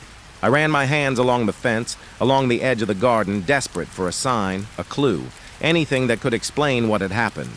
But there was nothing. The officers circled the yard, flashlights cutting through shadows, their movements methodical, precise. I followed them, watching their beams sweep across the grass, across the empty spaces that should have been filled with footprints, scuffed dirt, even a toy left behind. But nothing was disturbed. Not a single blade of grass out of place. Not a mark to hint at where my child could have gone. It was like the backyard had swallowed him whole and then erased itself of any evidence. One of the officers knelt down, crouching low, shining a light over the earth. I could hear him muttering something under his breath, and when he stood, his expression hadn't changed. Nothing. He said it softly, almost to himself. "There's nothing here." I felt my stomach drop, cold and heavy. I wanted to scream, to shake them, to demand that they see what I saw, that they feel what I felt. But I knew, even as I trembled in the wet grass, that they wouldn't. They couldn't. Not really. Not the way I had. I wandered the yard, circling, my eyes straining against the shadows, looking for any hint of movement, anything. But there was nothing. The night felt too quiet, the air too thick. Even the wind had stopped, holding its breath as if waiting, watching. I kept expecting to see a small figure step out of the darkness, to hear the soft footfalls I had always known, to hear Jamie's voice calling back to me. But he didn't come. I remember the officer asking me to describe the moment he disappeared again. I tried. I told them about the swings, the shed, the garden boxes, the small blur I had seen at the edge of my vision. But my words sounded weak, small, and pointless. How could I explain something so impossible? Something that left no trace, no proof, no answer. The flashlight beams swept over the yard again. One officer lingered on the swings, shining the light up and down the chains, over the wet grass, over the faint indentation in the soil where he had sat. He muttered something about checking the neighboring yards, seeing if anyone had caught anything on cameras. I nodded, not trusting my voice to come out without breaking. I wandered closer to the shed again, the door dark and solid in the weak glow of the flashlights. I wanted to open it, to find him, to tear the place apart if I had to, but I didn't. Something inside me told me that opening that door would change everything, and not for the better. I kept my hands at my sides, trembling, my throat tight. My mind screaming that he should be there, that I shouldn't have to imagine him in my head because he should be right there, alive, laughing, safe. I remember the first officer stepping toward me, placing a hand on my shoulder. It was meant to be reassuring, but it only made me shiver. I wanted him to take it away, this weight pressing down on my chest, this impossible, suffocating dread. But there was no hand, no reassurance that could fix this. There was only the emptiness, stretching out in every direction, swallowing sound, swallowing hope. One of the officers finally spoke. "We'll canvass the neighborhood. Talk to anyone who might have seen something." He looked at me, eyes soft, professional. "We'll find him." I wanted to believe him. I wanted to cling to that, the thread of hope he offered. But the yard kept whispering in my mind, replaying the memory of him vanishing, the swing swaying empty, the faint blur at the edge of my vision. I couldn't shake the feeling that the world had changed in that instant, that something impossible had entered our lives, and that it wasn't going to give him back. The officers started leaving, flashlights swinging, boots crunching over wet grass. I stayed behind, watching them go, my hands pressed against the cold metal chains of the swing. I felt the outline of his small body, the weight of his laughter, the brush of his fingers against mine. And then it was gone. I walked to the fence and pressed my forehead against the wood. My breath fogged the surface in the cool night air. I wanted to call him, to shout into the darkness, to demand that he come back. But the night was still, empty, silent, too silent. The houses on our street were dark, windows reflecting the weak glow of the flashlights as they moved down the block. I could hear distant murmurs from neighbors still awake, whispers of concern and curiosity, but none of it reached the backyard. It was like the world outside had gone on as normal, but the space behind my house had become other, separate, untouchable. I sat on the edge of the garden, hands gripping the cold earth, feeling it press into my palms. I thought I could hear the faintest movement, like grass brushing against something small, something alive. My eyes darted, heart hammering, but there was nothing. Only the shadows, stretching long and thin across the yard, twisting like dark fingers in the weak light. Time began to distort. Minutes stretched into hours, and I could feel the night pressing down, heavy and unrelenting. I whispered his name over and over, a fragile lifeline I refused to let go of, even as despair clawed its way up my throat. "Jamie, Jamie, Jamie." I wandered the yard again, every corner, every inch, hoping for some small sign. His shoe, a toy, a footprint. But the ground was undisturbed. The grass was wet, yes, but it was pristine, like he had never been there at all. And that's when I realized fully that I had no answers. None. No traces. No hints. Nothing to guide me, nothing to explain the emptiness, the silence, the absence that had hollowed out my backyard. I went inside finally and collapsed on the living room floor. The police had left me alone, promising they'd return, promising they'd keep searching, but the quiet of the house only magnified the sense of wrongness. The shadows pooled, long and dark, corners curling with a weight I couldn't name. I could feel him there, or something that had taken him, lingering, patient, waiting for the next moment I let my guard down. The nights that followed were worse. I checked the yard constantly. Every shadow felt heavier, every rustle of leaves a signal, every gust of wind carrying the faintest echo of his name. I swear I can still hear it sometimes, the soft, rhythmic calling. "Jamie! Jamie! Jamie!" Neighbors offered sympathy. They knocked, left food, tried to comfort me. But how do you explain something that defies explanation? How do you tell someone that a child vanished from their own backyard without a trace, without a sound, leaving only the lingering echo of absence and dread? I've stopped trying. I stay inside now, watching the yard from the windows, imagining him there, wondering if I'll ever see him again. The swings remain, empty, swaying gently in the wind. The shed is still closed. The grass is still undisturbed. Silent streets surround me, a quiet world where the impossible has already happened. and I am left behind clutching memory and fear, waiting for an answer that may never come. Sometimes, when the wind moves just right, I swear I can hear him laughing just out of reach. But when I run outside, there is nothing, always nothing, only the stillness, only the emptiness, only the yard that no longer feels like mine, only the knowledge that something took him and left no trace, leaving only lingering dread and unanswered questions. And every night, I lie awake, listening to the quiet, imagining shadows moving just beyond the window, hoping, fearing, praying that I'll see him again. But I don't. Not yet. Not ever, maybe, because some nights the world is too quiet, the streets too empty, and the backyard remembers what happened, even when I try not to, and I am left with nothing but silent streets, an empty yard, and a parent's heart broken in ways words cannot hold.